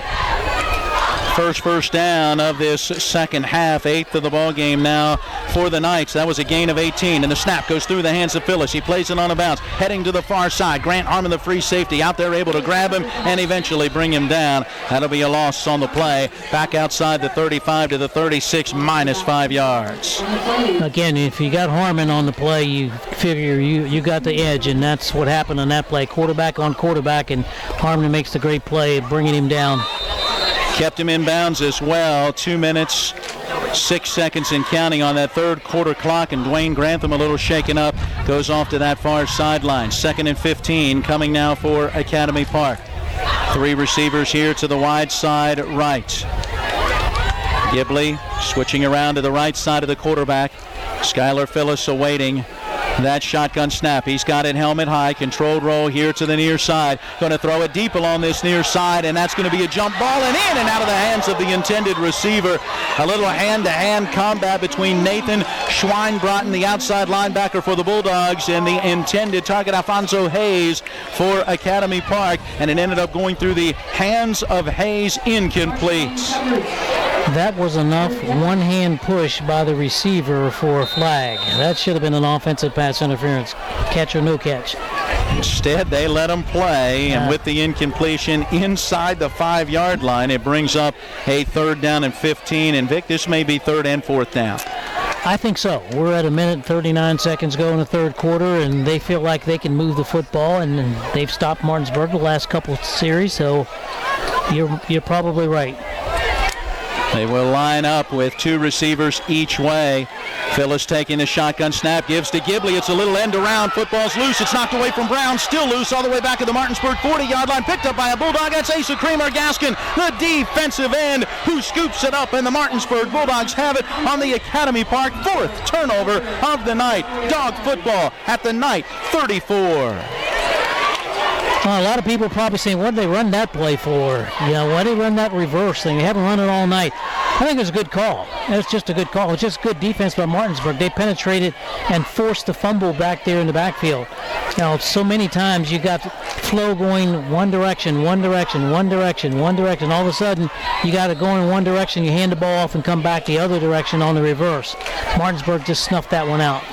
30-yard difference as Martinsburg takes over, and Harmon to throw gets drilled as he delivers that pass to the far side, throws it high, out of bounds, incomplete, and it will be 2nd and 10 for the Bulldogs. Wow, a lot of heat that time. He took a shot. Harmon really took a shot on that. He's a tough guy. He's back up. He's ready to go.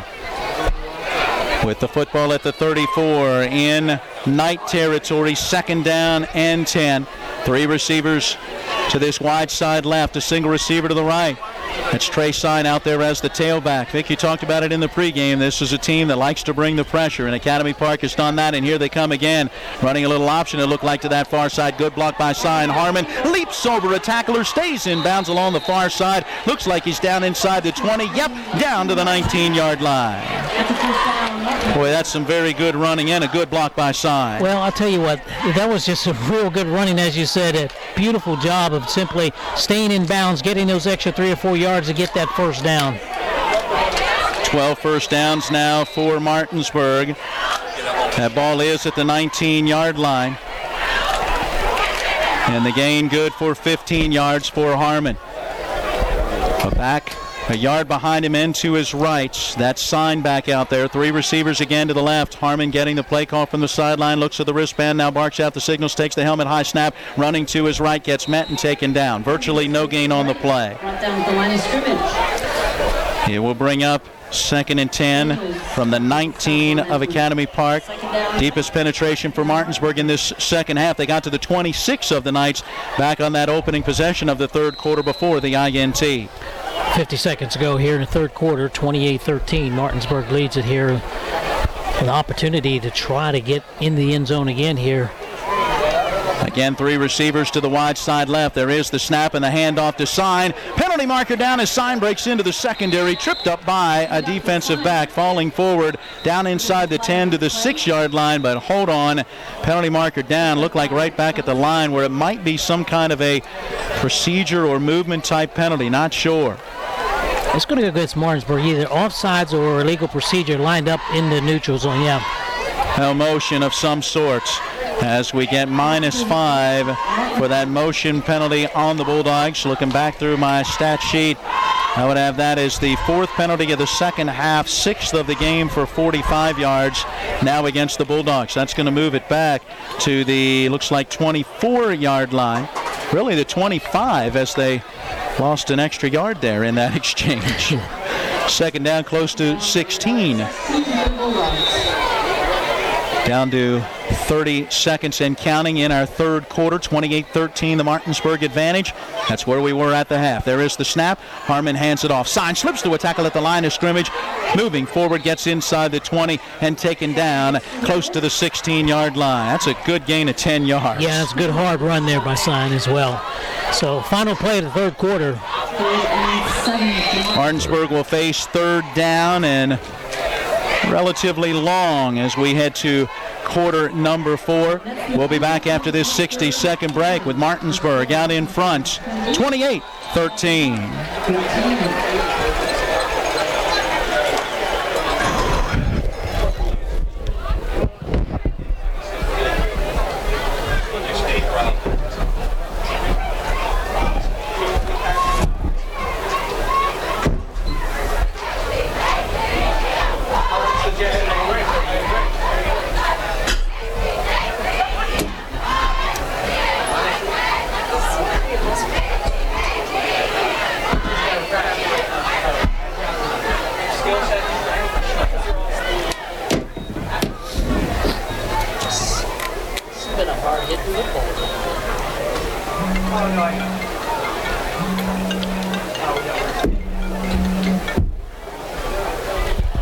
Hello? Hey, what's your level? On my board? I'm on 4. Vic's on about 6. The crowd mic's on 1, and my level's at about 5 master. And we welcome you back to quarter number 4 here at Academy Park High School, just outside of Philadelphia, Pennsylvania. Along with Vic Holmes, I'm Matt Miller, Jason Colrick on the sideline, Matt Crawford, our studio engineer. Chip Rittenhouse is our cameraman on TV 10, as you can watch this one as well as listen. Vic, very hard-hitting, fun, good third quarter. Yes, it has been. It was a really, really good, hard-hitting, and both teams, I think, offensively struggled a little bit, but had their good plays and a couple good series. But defensively, I think both of these teams have stepped up. So Martinsburg in the situation now, 3rd down and 7 at the 15-yard line. So this might be 3rd and 4th down. I don't think they'll go for a field goal. They'll look for trying to get this first down. On 3rd down, it's the quarterback keeper as around the left side, Grant Harmon gets down inside the 10, down to the 5-yard line. Looks like they'll mark him at about the 4-yard line, and it's going to be 1st and goal for the Bulldogs as Harmon continues to run hard. I would have Martinsburg now at 4 of 7 on 3rd down conversions. They convert that 3rd and 7. And I think they bring in the run offensive line right now. I think you're going to see them try to just power the football into the end zone. Yeah, they'll bring in a fullback, heavy formation to the left, handoff to the tailback, and that deep man is Dwayne Grantham, and off the left side of the line, he'll follow those blockers into the end zone for the Martinsburg Bulldog touchdown. Dwayne Grantham, the big fella, listed at 210 pounds on a 6'1 frame. The senior commit to WVU, where he's expected to play linebacker, able to punch this one in, and for Grantham, rushing touchdown number 8 on the season. Well, I'll tell you, you can go back up a little bit to the play before that, Harmon's run. That set the tone for this particular entire series. On to attempt the extra point, Catlett, and there's movement as Academy Park has a pair of players come right up the middle and get into the backfield before the snap of the football. I'm sure Martinsburg will decline that penalty and go ahead and kick the straight extra point. No, they're going to go ahead and take the penalty. It looks like they'll change up the unit. Go for 2. Yep, go for 2. Out in front, 34-13. Martinsburg is going to line up again with that heavy formation to the left. Harmon up under center. Grantham, the deep man, and there's a fumble on the exchange, and Martinsburg will not get the 2-point conversion. Yes, or will they? Yeah, the loose ball got picked up by Dwayne Grantham, and Grantham put it in. Wow, that one somehow squirted underneath of Grant Harmon, who's a little slow to get up. Eventually ended up laying there on the ground where Grantham saw it, picked it up, moved to his left, and got into the end zone. Well, I think one of the Academy Park players actually kicked the football from Harmon. Harmon went down to get it, squirted out. Grantham picked it up. No one else saw it and got in the end zone before anybody even recognized the fact that he had the football. Now let's send it down to Jason. Sideline reports brought to you by Mike Folk for State Senate District 16. Accountable, ethical, responsible. Actually, have you ever watched rugby and they got the little scrum and the guy just kind of flips the ball backwards? Well, Grant Harmon actually was trying to pick up the ball, and he kind of batted it back between his legs, and Grantham was right there and kind of picked it up just like a rugby play and ran forward with it. A minute 58 seconds on the scoring drive for the Bulldogs. It covers 34 yards in 6 plays. The 2-point conversion has the Dogs in front 36-13. First score of this second half. That's a big one for the Bulldogs to be able to extend that lead. Yeah, and I'll tell you, that was a hard-fought score as well. This has been really a tough ball game for both teams, and both teams had their opportunities. Here comes the ensuing kickoff, popped up along that far side. One of the up men backpedaling is under it and works towards the middle of the field, cuts it upfield. Wow, takes a pretty good hit and then gets spun down out to the 40. And that's the quarterback, Skylar Phyllis, out there, who was able to grab that one on the return. If you're Academy Park, you'd like for him to just go down on those kind of plays. You don't want him to get hurt. Because he took a pretty good shot there at the end of that return. From their own 40-yard line, 1st and 10 coming. 11:24 to play in this one. 36-13 is the lead for Martinsburg.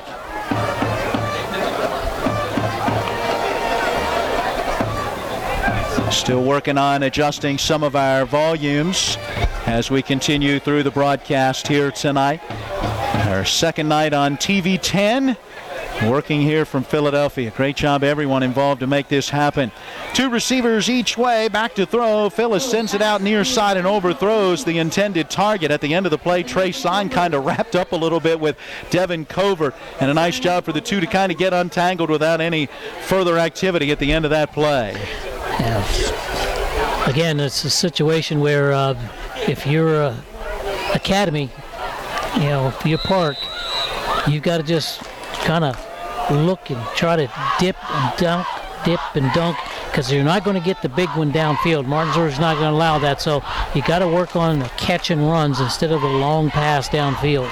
Alfonso Hayes comes to the near side. 2 receivers out to that far side. Back to the left side of Phyllis. The quarterback takes the knee-high snap, hands it off, and running to his right. No place to go for Devin Covert as he squirts across the 40 to the 41 and gets taken down there. Grantham in on that tackle. Several other Bulldogs as well.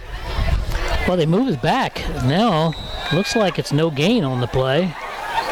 Well, we'll give him the 41, so to speak. 3rd down and 9, a gain of 1. We'll give him 1. 10 minutes, 50 seconds remaining in the contest. 36-13 is the score. So even though you're down 36-13, if you don't get a first down here, you're going to have to punt it. They have not converted on a 3rd down in 3 tries so far in this second half. Phyllis to throw. There's that inside wide receiver screen. Catch made. Hayes has the first down and then some into Bulldog territory. Tripped up by Trey Sign. Michael Boite helping on the tackle. Spot him down at about the Bulldog 43. And that gain going to be good for about 16 yards and a first. Nice curl play that time, and trip receivers to this side, and they bring the the outside receiver back behind the 2 other receivers who go downfield, and basically they're just blockers, and he curls underneath and hit him right on time. 1st and 10 from the Bulldog 43, 2 receivers each way. There's a low snap. Phyllis in trouble, steps forward, wants to run for it, cutting to his left, gets around the linebacker, down the near side hash mark, spinning away from a tackle at the 15-yard line and goes into the end zone for the Academy Park touchdown. That's just a gritty run by the quarterback as Skylar Phyllis made guys miss, then broke tackles and goes in from 43 yards out. And then something you don't see very often in Martinsburg, he outran a couple people at the very end. That is a great touchdown run for this young quarterback, senior. I say young, anxious to see what may come next for him. I would imagine watching him play, he has aspirations of playing on that next level. 36-19 pending the extra point, 9:56 to play in this one, and hey, the Knights respond. Martinsburg gets a score, Academy Park comes right back. They'll go for the single-point conversion as Shamar Simpson comes on to try to punch it through. Out of the hold of Brown, hang on before the snap of the football. Penalty markers are down. It's going to be Martinsburg encroachment, I think, into the neutral zone. Now, if you are Academy Park and you're going to kick it, you go ahead and just decline the penalty.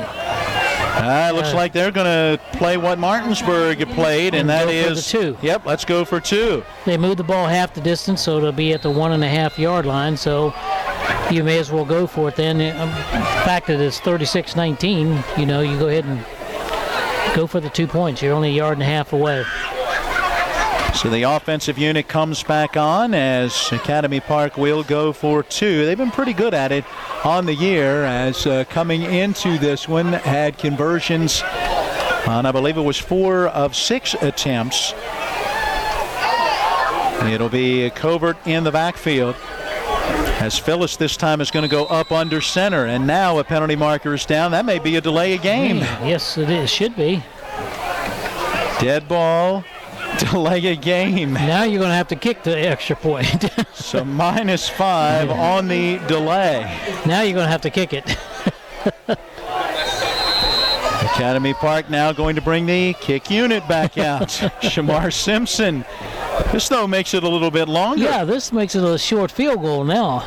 It's an extra point, but it's like an field goal now. Yeah, it'll get set down at about the 15, so a 25-yard extra point. There's the snap and the kick. He almost didn't look like he was ready, but he puts it up and through. Give him credit. Yeah, yes, I do.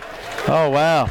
So the PAT good, and we'll take a break now with 9:56 remaining in this contest, and Martinsburg's lead at 36-20. Under 10 minutes left to play.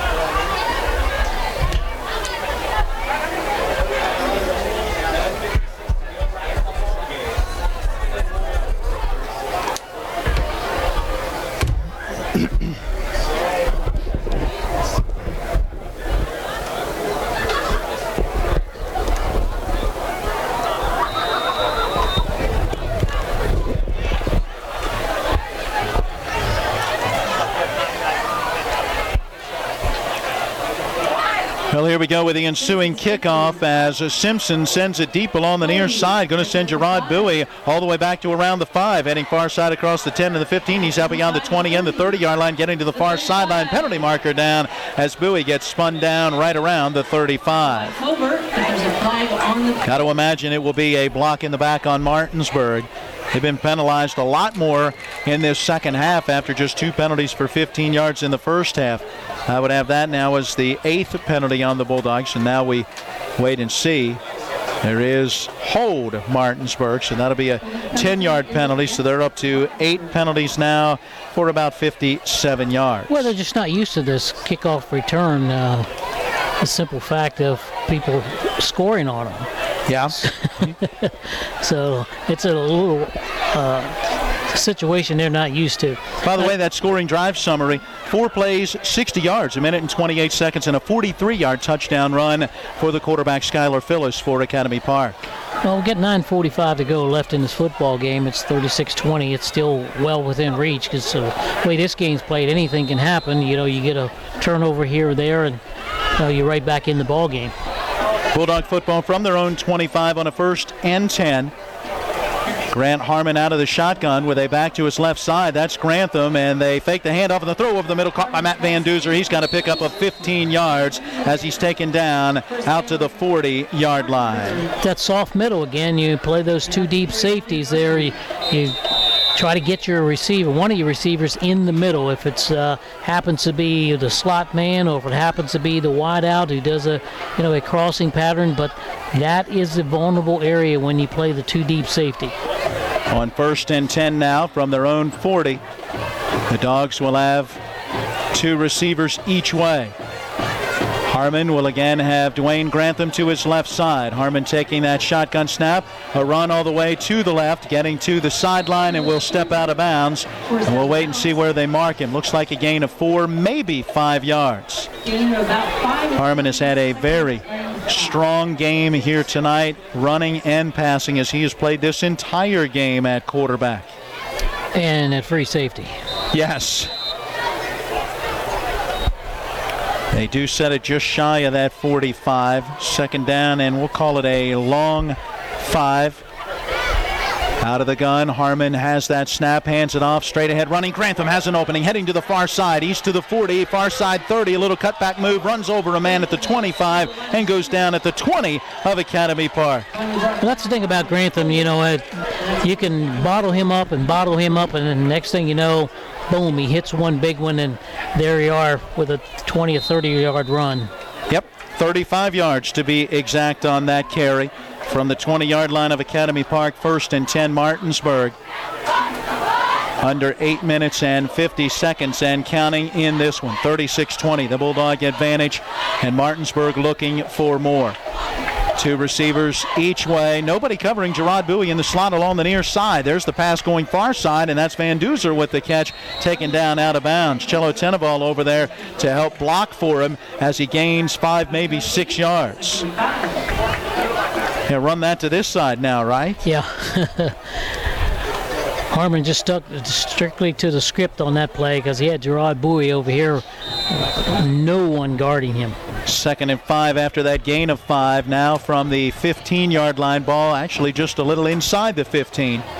6 minutes remaining in the game. 36-20. Martinsburg leads it. Well, Harmon started to bark out signals. Now looks to the far sideline, and the Dogs change up the play call. There is the snap. Harmon fakes the handoff, keeps it off the left side, ran right into the back of his pulling tackle, and then bounces further to his left. Good job by big number 77, Brandon Moran, 6'1", 285, and the senior out there pulling, able to help lead the way as Harmon should pick up the first down. I'll tell you, he has played very well tonight. I haven't mentioned his name. I haven't said much about the offensive line people, but he has played very well. He's done a good job of blocking, and especially a lead blocker is a big guy getting out in front of the ball carrier. 1st and goal coming now from the 6 after a 9-yard gain on that last one for Grant Harmon.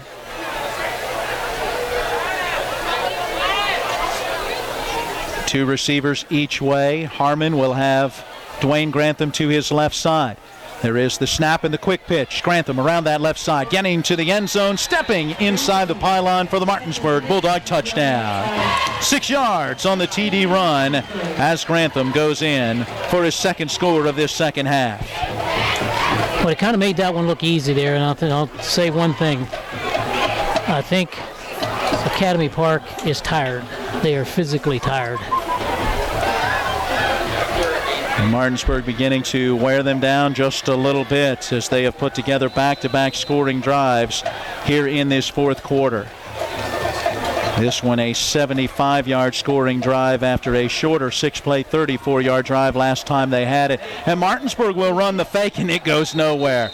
Catlett approached like he was going to kick, and then quickly Trenton Sherman, the holder, pulled the ball away, tried to roll here to his right, but he got smothered very quickly by Daniel Dogan. So with 7 minutes and 16 seconds left in this one, we'll step aside for a 60-second break. Martinsburg in front, 42-20.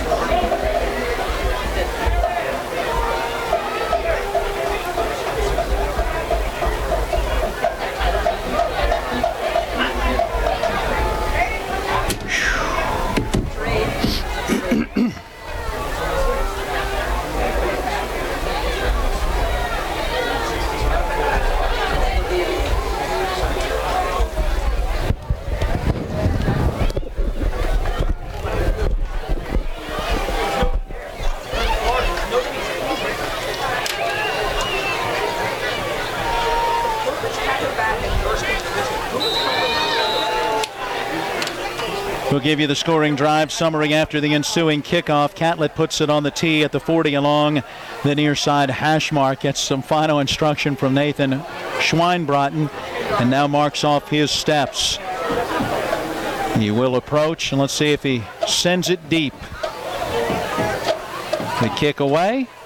And he does go deep. Line drive kick going to be taken by the return man on the run at the 15-yard line, across the 20 and the 25, out beyond the 30, gets hit at the 35-yard line and quickly taken down there. I believe that might be Malik Johnson, and it is in on the return. Martinsburg came away with the football, but the officials say down by contact. The Academy Park scoring drive brought to you by 61st District Delegate Jason Barrett, Trusted Leadership, Real Solutions. My apologies. This is the Martinsburg scoring drive. How about 6 plays, 75 yards, 2 minutes, 29 seconds, and a 6-yard touchdown run for Dwayne Grantham, his second of this fourth quarter, and it's a 42-20 Martinsburg lead. And now with 7:08 to play, Academy Park takes over. They're at their own 35.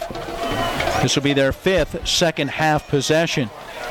They have had a touchdown, and they have turned it over twice, and they have punted once. Phyllis out of the gun, takes that snap and hands it off. No place to go. The tailback immediately hit and taken down. Leading the charge, Ty Lucas, the nose guard, and that is Ghibli on that carry for no gain. Also, R.J. Barrett in on the tackle. Martinsburg has been really, really tough up inside. They've allowed a few runs off tackle and then slants to the outside, but for up inside, they've been really tough tonight. 2nd down and 10, and they have really closed the door after giving up those 177 yards in that first half. Have not given up quite as many here in this second half. Phyllis wants to throw along that far side, coming back for the football, in and out of the hands of the intended target. Jarek Wilcox looked like he may have looked downfield before he really brought it in. Yeah, he wanted to run with that one and didn't quite have it. 6:23 remaining in the football game. 42-20 is the score, and it's sometimes you look at that score and you say, wow, 42-20, and Martinsburg has extended that lead, and right now it is a 42-20 football game. And I would venture to say prior to this touchdown, the last touchdown that is, pretty close ball game. Yeah, it certainly has been a good one. Yes. 3 receivers headed out to the right, 1 here to the left on a 3rd down and 10 from their own 35. Academy Park football back to the right of the quarterback. Phyllis has that shotgun snap, fakes the give, goes to his right and gets, hit, bounces off of it, stays on his feet, continuing to move to his right. Eventually tackled after a very short gain. R.J. Barrett out there as a linebacker helping to make that play. Looks like a 5'9" in there as well. If that's Ty Lucas or is that a 5'8", either way. Might be he or Bednarski, but that defensive front helping to string that play out as well. Not much on it, a gain of 2, and it will bring up 4th down and 8, and they're lining up to go for it. See if they do. They'll look to the near sideline. Still looking. I think they feel like they have no choice. They have to go for it here. 4th down, about 8 from their own 37. There is that snap. Phyllis looking over the middle, going to let that pass go. Has an open receiver and a nice grab by Barry Brown as Brown moves across midfield and gets taken down at the Bulldog 48, and that is an Academy Park 1st down. Nice throw that time. Just a well-run passing route, good throw. 5 minutes, 25 seconds remaining in the football game. 42-20, Martinsburg leads it. And Academy Park is looking at some situations where they get an opportunity to get a lot of guys involved in their offense here tonight. 1st and 10 from the Bulldog 48. Phyllis wants to throw. Pocket collapsing. Lets it go deep along the near side and overthrows everyone.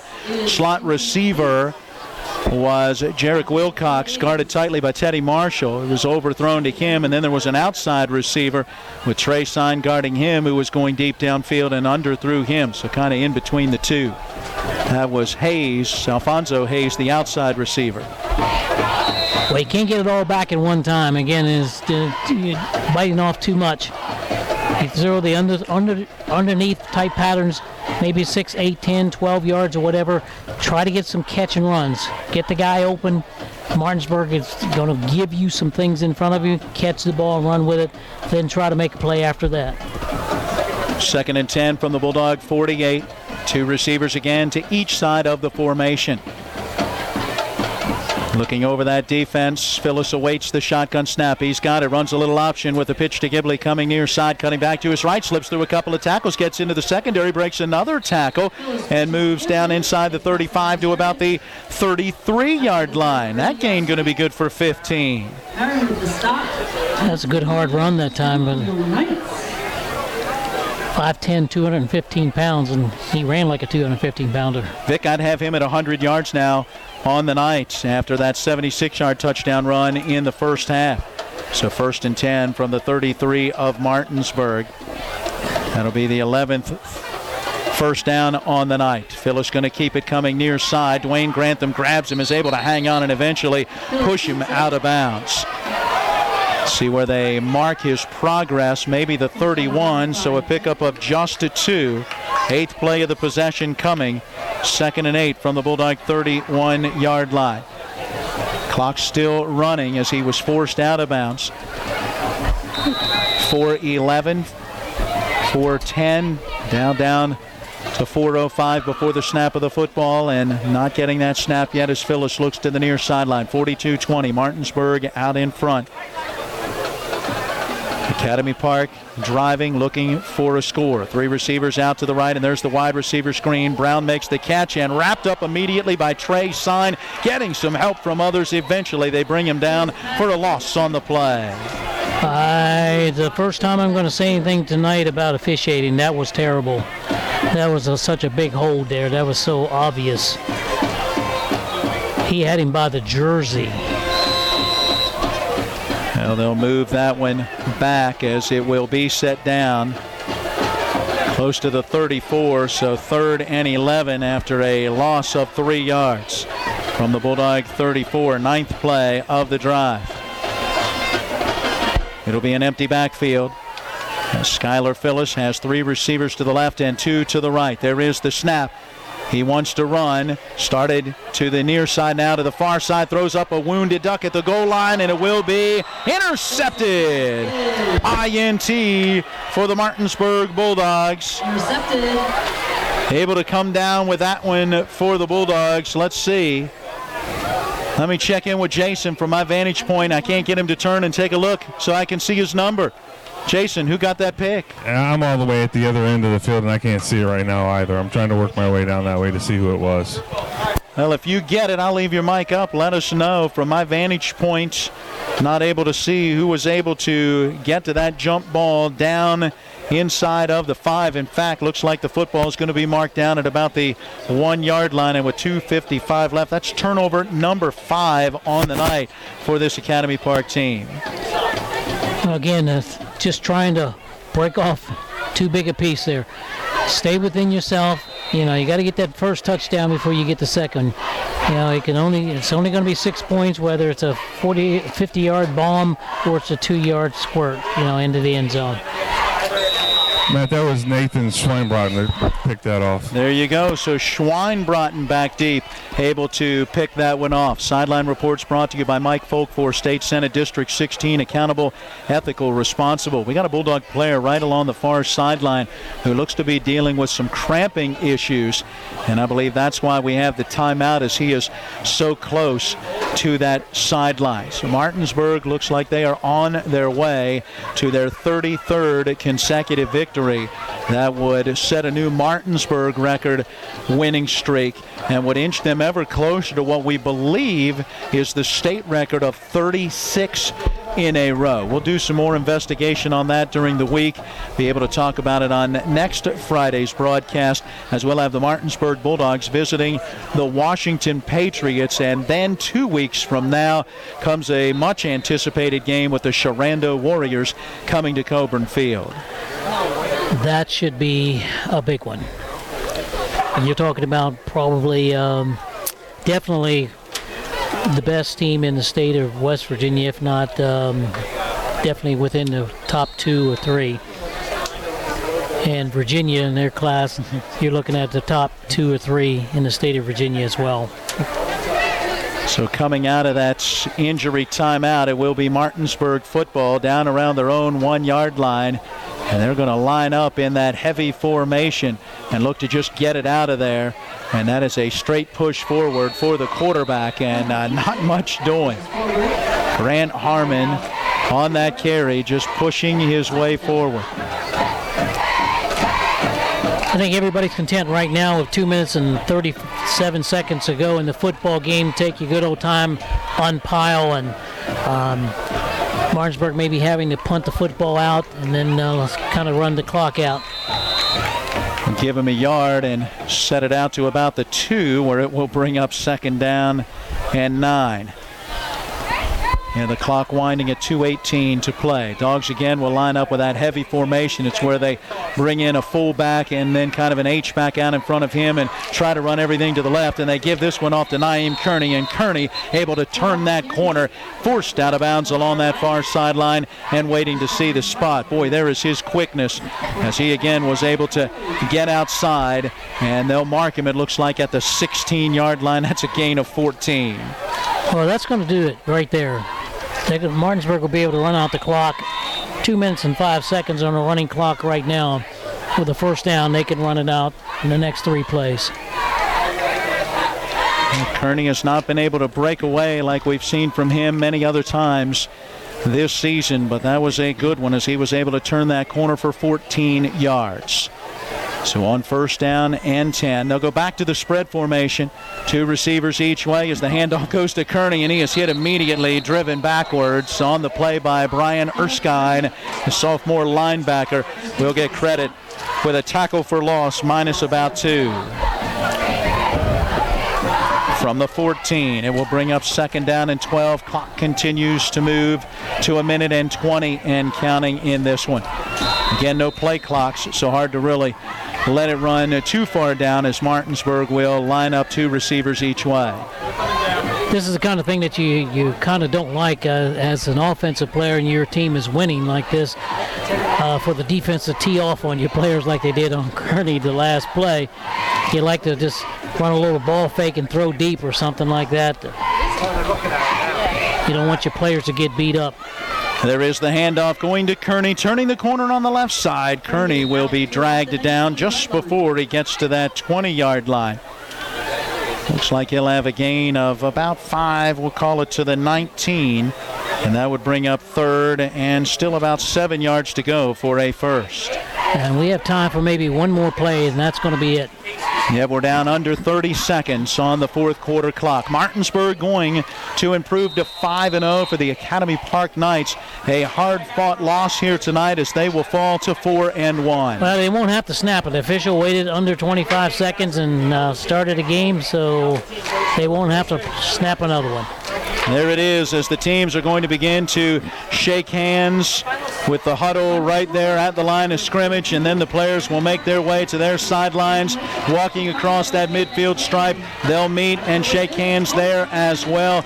A very good effort here tonight for both teams. This was a good high school football game. A great program from here in Pennsylvania against a top program from West Virginia, and Martinsburg comes out on top by the final of 42-20. Our postgame show brought to you by WVUH East Berkeley and Jefferson Medical Centers, the best in healthcare close to home. When we come back, we'll hear from head coach David Walker, maybe a player or two as we join Jason down on the field. We'll run some numbers from this one, set you up for our next broadcast as well. Then it's back to the studio. Matt Crawford standing by with our Extra Point post-game scoreboard show. It all comes your way after this. Your final tonight from here in Sharon Hills, Pennsylvania. It is Martinsburg 42, Academy Park 20.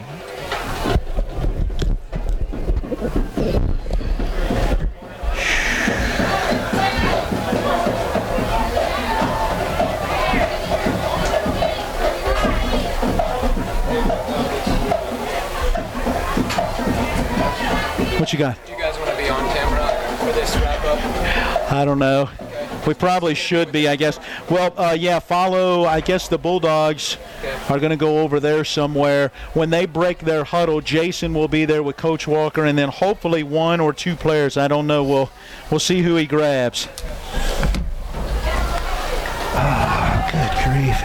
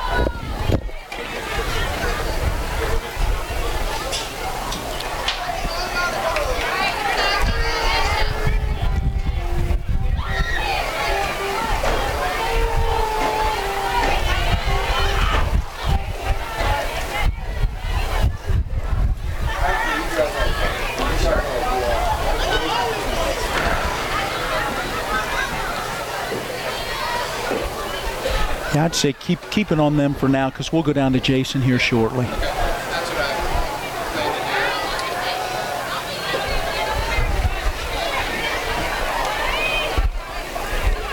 to do. And we welcome you back once again to Knight Park Stadium, Academy Park High School in Sharon Hills, Pennsylvania. The Martinsburg Bulldogs getting the victory 42-20. For Talk Radio WRNR Sports, I'm Matt Miller along with Vic Holmes, Jason Colrick on the sideline, Matt Crawford at the studio, Chip Rittenhouse, our camera operator for TV 10. We've got the head coach and perhaps a player or two standing by with Jason as we get our post-game activities underway as Martinsburg has broken their huddle and are making their way back towards their locker room. They're getting some final instructions. I believe the team's going to be grabbing something to eat before heading their way back home. Jason, take it away. Coach, congratulations on a hard-fought victory. What did you see in that game? I saw a lot of mistakes, but I saw two good teams going at it. It's two good football teams. We shot ourselves in the foot a few times offensively up front. We just, lack of a better word, we just didn't get it done. And defensively, we didn't tackle real well. But I'm proud of the effort. I'm proud of, they overcome some adversity, did a good job. And, there's a lot of room for improvement. So, we're going to get better. We're going to get better. We got some big tests coming up. You said before the game that, you guys would face adversity tonight. But how do you feel your team did? You were able to, they were driving on that first drive. You were able to get the fumble, put it up, but then they drove right back down the field. So that's probably one of the first times you guys have started to see adversity this year. How do you feel your team responded? I thought they responded well. We told them last week that, how you handle it will determine, how good we can be or who we are. And anytime you play a good team, you're going to be some moments where, things aren't going so well. And, and we definitely had that with some of our bad snaps and missed tackles and things of that nature. But they pulled together, and did what they needed to do to pull it out. All year long, you've used two quarterbacks in a platooning situation, but tonight you stuck with just Grant Harmon. Was there a reason behind that? Yeah, it was more for what they were doing defensively. It wasn't nothing that Elijah, it's just the fact that they had five in the box for the most part. I felt like we needed an extra runner. The way they were blitzing, we knew we were going to have trouble with protection and stuff. They were just outnumbering us, so I just felt like tonight was one of those nights where Grant needed to go through the thing. And not that we, weren't prepared to put Elijah in there, but I just felt like with what we were doing, what we were seeing, that we needed Grant to be in there. What defensive adjustments did you do to slow them down? Because it seemed like in the first half they did a really good job of being able to move the ball. Second half, until maybe the game was a little bit out of hand, they weren't able to move the ball. Well, I think a lot of it was just us being physical. I think we started out a little sluggish, but I think once we settled in and started doing what we were, supposed to do and play with a little more enthusiasm, I thought that we looked a lot better on that side of the ball. But we still give up some big plays and did some things that we definitely need to clean up. Tonight was the first night this year that you guys have actually had to play a full game. And at one point this year you said to me, I feel like our conditioning wasn't there. Were you proud of the fact that the team seemed to wear this team down even late in the game? Well, I think we were tired at the end of the game. We were tired at the end of the game. But that's, you're playing, you're out here going at it. It's a physical game, and you're going to be tired. So I thought our conditioning was okay, but we probably could be in a little better shape. How does a game like this help you guys later in the season versus, coming in, a hostile environment, good team, where, maybe the last few games where you're winning big? How does a game like this help? Well, I think that we're going to have a couple big tests coming up down the road. So us being in a close game against a really good team with a lot of really good athletes is only going to make us better. It made us play faster tonight. We had to play faster tonight. Coach, 33 wins in a row. Last time you guys were at 32, you went to Westminster and took a loss. Do you guys keep track of that? No. Everybody else makes me aware of it, but that's, I don't even know what to say to that. I'm just happy we're still I'm happy we're still undefeated. Here's my last question. You're halfway through the regular season. That's game 5. Give me a grade for this team right now at the midway point in the season. Probably a B, a good solid B. Well, you're tough. I am. I'm supposed to be tough. You're 5-0, Coach. 33 straight wins, and a B's the best you're going to give this team. Is there an A+ in you? Probably not. There is at the end of the season, and if it ends the way you want it to. But I don't know. You look at the scoreboard, you look at the record, but you guys don't realize that when I go back and look at the film, I see a lot of mistakes. So Yeah, we're fortunate enough to be able. The other teams make more mistakes than we do, but I think we're a solid B right now, so I'm going to stick with that. All right, well, I'm going to let you go with that, and thanks, Coach, and you guys have safe travels back. All right, thank you. Thank you, Matt. I am going to grab one player, Dwayne Grantham. Dwayne, hey, look up this way. There's actually a TV camera, so you can wave for all the people back in Martinsburg watching you. Hey, congratulations. Great night tonight. Couple of touchdowns, running the ball, and whatever that play was there for the 2-point conversion. What did you think of tonight's game? I think I played very well offensively and defensively. Studied film all week. I know they were a great team. A lot of competition going on this week, and we don't usually get to see that a lot during the regular season. So this was a great test for us, and we pulled it out. We came in offensively and defensively and did what we had to do. On offense, it seemed like they were able to shut down the run against you guys early. What adjustments did you guys make to be able to have the success running the ball later in the game? During halftime, Coach Walker pulled the offensive lineman to the side, worked with them a little bit, and helped them with the fronts and what they were doing and how they were blitzing. And we picked up on it, and we had open holes. I found them, and I got to where I needed to get to. On defense, you and I, when I asked you if you'd interview with me, you said, yeah, because I had a great defensive night. You weren't even thinking offensive. What did you see tonight against this team? I seen they were a great football team. They had a great run game. They could also pass the ball. And I was studying film all week. I watched the read options. I watched the little slants here and there, and I got the job done. I was really studying and picked them apart with my game, watching the film. Their quarterback seemed pretty elusive tonight. Was that something you guys saw in film this week? Yeah, we saw the past 2 games. He was running off the read option, and Coach Hessen always wanted me to go to the quarterback side to play the read option because I was fast enough to get outside of there, and he wanted me to key in on number 5 because he knew he liked to take off. You guys don't give up very many big runs, but tonight you did give up one big touchdown. Did that fire you guys up to shut them down after that? Yeah, it really fired us up because we knew we were in a real game. And we knew it was close. It was a battle. So we knew in the second half we had to come out here and push and push and push. And I think we tired them down in the second half and got more points on the board than they did. Well, that's how you win, right? Yes, sir. As a player, do you prefer to play in a game like this where it's a back and forth, or do you like those games where you win big? Honestly, I like to challenge myself. I like to play against good competition. I know Sharando's coming up. I play good against them. I play good against competition. And when it's a blowout, it's not really fun to me. It's very boring. We don't get to play the whole game. And I just like to come out here and compete and see how good I am against other great players. Now, as a senior, you guys have won 33 games in a row. Do you guys talk about that, or do you guys just focus on the next game? We focus on the next game. We don't focus on anything in the past. We don't focus on state championships we won. We just like to get better every day. That's our motto. And so far, it's been working for us all year, and hopefully it comes along and gets us to the ship later in the season. How special is this senior class? I mean, you and Grant and some of the guys, how special is this, and how good is the bond between you guys? Oh, it's very good. Knowing Grant since I was 6, playing with him, Matt, RJ, Aaron, playing with this great senior core has been great. We had a bond that never been broke, never gotten fights, things like that. We just stick together from when we was 6, playing against each other all the way to Martinsburg football, and now it's come together, and we've just been a family ever since. How much time do you guys spend mentoring the kids that are coming up behind you? Because, look, those senior class that left last year, they left a good legacy, and they left it in your guys' hand, and you guys are going to have to turn around and give that to somebody else. How much time do you guys spend talking and working with those younger players? We work a lot with them. We try to get them better just in case people go down and we need more help.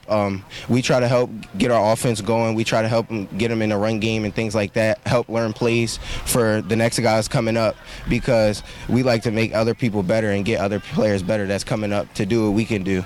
Congratulations on a big win. Guys, I'm going to go ahead and give you my vote now for player of the game. It will be Dwayne Grantham. If we choose it to be him, he probably won't get to hear it, but that will be my vote tonight. Congratulations. Yes, sir. Thank you. Thank you. And, guys, that's it from down here on the field. I'm going to head up and meet you guys in the booth. Sounds good. Sideline reports with Jason Colrick, a service of Mike Folk for State Senate District 16, accountable, ethical, responsible. Vic, we need to get in a break and then come back and look at our numbers. But first, we haven't had a chance to kind of get some of your analysis on the way this Bulldog team played today. Offensively, we've got them unofficially putting up about 364 yards of offense, and defensively forced 5 turnovers.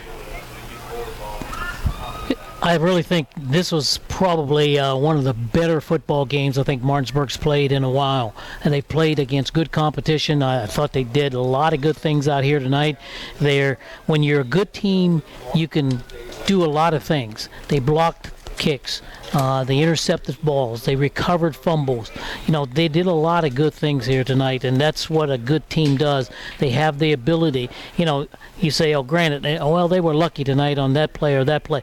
No, it's being in the right place at the right time, and if you're doing what you're supposed to be doing, you get in those positions to make those plays. That's not luck. I think luck is just a part of preparation, and they were in the right place at the right time. I'll tell you what, that was an excellent football game, I think, for Martinsburg. Great preparation. You stop and think next week, nothing against Washington, but it's not going to be much of a contest. I think this was something that this team really, truly needed coming into the heavier part of their season after next week. And tonight was, I was really surprised. I really was surprised how well Park played tonight. I really thought they played well. They were better than I anticipated. They did a nice job up front defensively. Offensively, the quarterback makes a lot of things happen out there. It was just a real good football game. I'm sure Coach Walker is happy that they got this game scheduled. If you have somebody else, you're probably going to get a much lesser team to fill this spot on your schedule, but this was a great pickup. And hopefully one that will last. We heard from Coach Walker in our pregame show that they hope to continue this series, but that'll be a determination that will come in the coming days and or coming weeks. All right, let's take a 60-second break. We'll come back with more of our postgame show, brought to you by WVUH East Berkeley and Jefferson Medical Centers, the best in healthcare close to home. When we return, we'll run some numbers from this one and name officially our player of the game. Again, the final tonight, it is Martinsburg over Academy Park, 42-20. You didn't know infrared room service, did you? She's a lifesaver. I heard you say it. I sent her a text. Take back the hot Coke up there. She's like, yeah. Hot Coke, water, anything. I was dying for us. I heard you say it, and I was like, I figured you'd laugh when she showed up up here. He did. Huh? I couldn't believe it. She bring you a Gatorade? Yeah. Help yourself. You want a drink? Yeah. She didn't give me anything. That's good hits. Huh? You got legs. That's a pretty good football team. I have already decided. But these guys they've got an agreement with me, but I think Dwayne Grantham, hands down, defensive effort alone. All right, let's take a look at some of the numbers from this one. We'll begin with the Knights of Academy Park.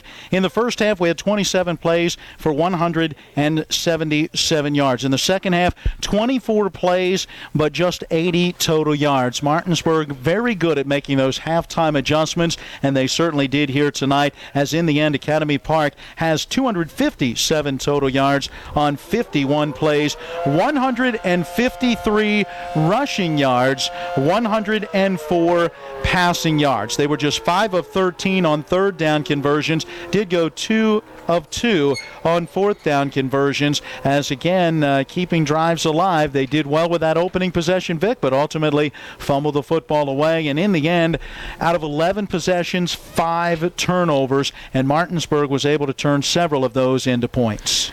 A lot of people can say, well, what if we haven't turned it over 5 times? Well, good teams don't turn it over 5 times. It's not that they're not a good team, but when you don't play well, it makes you not a good team, and obviously you lose, and especially when you play against a good team. You can't afford to make those kind of mistakes against a team like Martinsburg. As simple as that. If Martinsburg had 5 turnovers tonight, they probably would have gotten beat here tonight as well. I mean, especially the way the turnovers actually ended up. So, those are, good teams, great teams.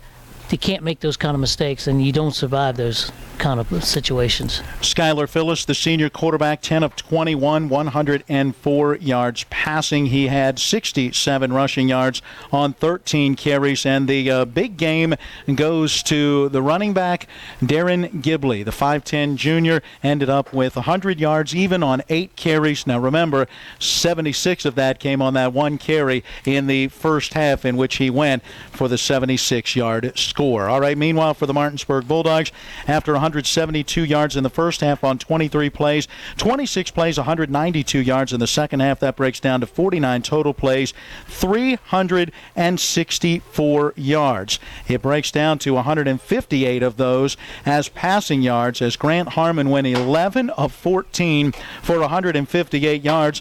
I have Harmon also at 15 carries for 124 yards. I know Jason's ready to give it to Dwayne Grantham, but there will be an honorable mention at least for Grant Harmon with his offensive performance here today. 7 carries, 26 yards for Naeem Kearney, and 8 carries, 79 yards, a couple of second-half touchdowns for Dwayne Grantham, who, as Jason pointed out, also played lights out on defense. Martinsburg, 4 of 7 on third down conversions tonight. They turned the football over only once in 11 possessions, and that was that INT that kind of got batted around on their opening possession of quarter number 3. So just some of the numbers from this one.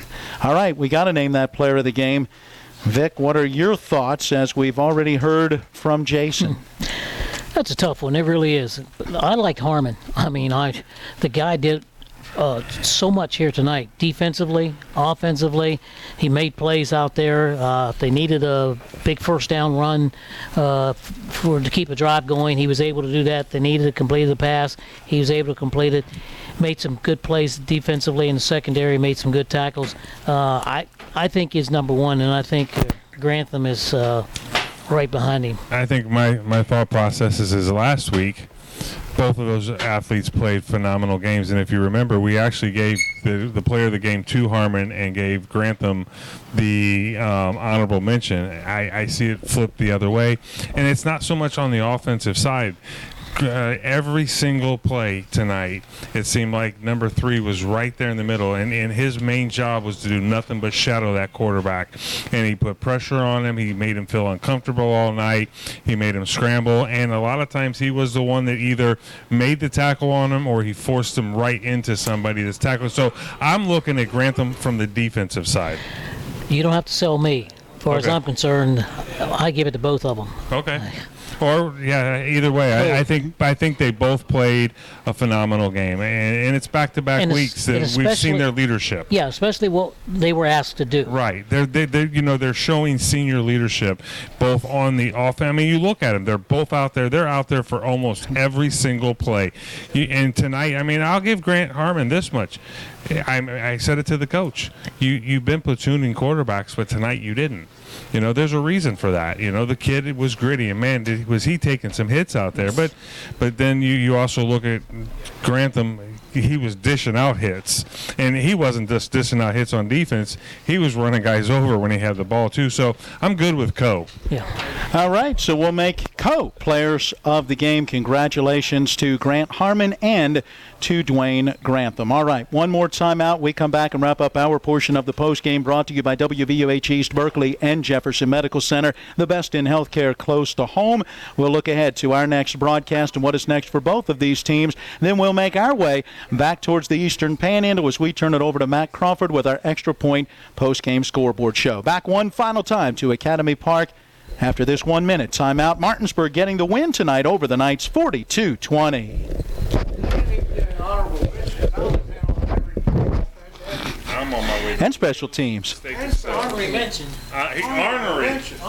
We got you. We got an honorary mention. I'm on my way to Lee's Steak and Cheese Subs. You tell John if he's not back next week, he's fired. Have a safe trip. Thank you. You guys too tomorrow. Or whenever you decide to come home. Hey, all right, brother. Hey, no, it was all me. Okay. Look, no, look. 30 seconds. Can you get Vic? Yes, that was all me. Be safe. You too, yeah. Send me a text message when you get back. I don't care how. Okay. Just so I know you made it. All right. Are we good to turn this off? Hang on. We got one more segment. Okay. All right, we wrap things up one final time tonight here at Academy Park High School in Sharon Hills, Pennsylvania. Next up for the Knights, it's a game at Interboro, home against Chichester, and then nearby Chester on the road at Glen Mills, and then against Penwood, as they will then get into their conference play in the Delaware Valley Conference up here in eastern Pennsylvania. Meanwhile, for Martinsburg, it's back to an Eastern Panhandle Athletic Conference game, as the Bulldogs will travel to Washington next Friday night. Game time in Charlestown is at 7 o'clock. And no doubt, it's a mismatch. I mean, Martinsburg is on a roll now, winning 33 consecutive games. The Washington Patriots are going through some tough times, trying to rebuild things. They've got a very, very young football team, but this is one that Martinsburg cannot overlook, with Sharando right around the corner. As you've been saying, keys to the game almost every week. Martinsburg just has to go out and do what they do. Yeah, do what they do. They're a team that comes out and they'll put their foot right on your throat from the opening kickoff, and that's it. And that's the way they play. And I don't think it's going to be any different next week. If it gets out of hand, it's going to be 40-0 at the end of first quarter, whatever. It's going to be 40-0. They're not going to pull back the throttle in any way, shape, or form. They just go out and play, and that's who they are. So sometimes you have to just buckle up the tin strap and get ready to play. Well, that is exactly what will happen next week. And again, we'll be there with the broadcast. Game time is at 7, pregame at 6, and our coverage will begin with Miller time at 5 o'clock, as we'll look to join Matt Crawford, who will be in studio, and we'll join him from down at Charlestown. Well, that wraps up our portion of the broadcast, but hey, do not go away. Matt Crawford standing by with the Extra Point post-game scoreboard show. Thanks to each of our sponsors supporting our coverage of high school football. Thanks to the athletic directors, head coaches providing information, interviews for today's broadcast, and thanks to all the staff and the folks here at Academy Park High School for their help, support, and hospitality with our broadcast. For Vic Holmes, I'm Matt Miller. Jason Colrick was on the sideline. Matt Crawford back at the studio, and thanks to our camera operator, Chip Rittenhouse. Thanks as well to Mike Hornby for all of his help, along with Kevin and others who have helped to put together all of the things for TV 10 broadcast of the game tonight.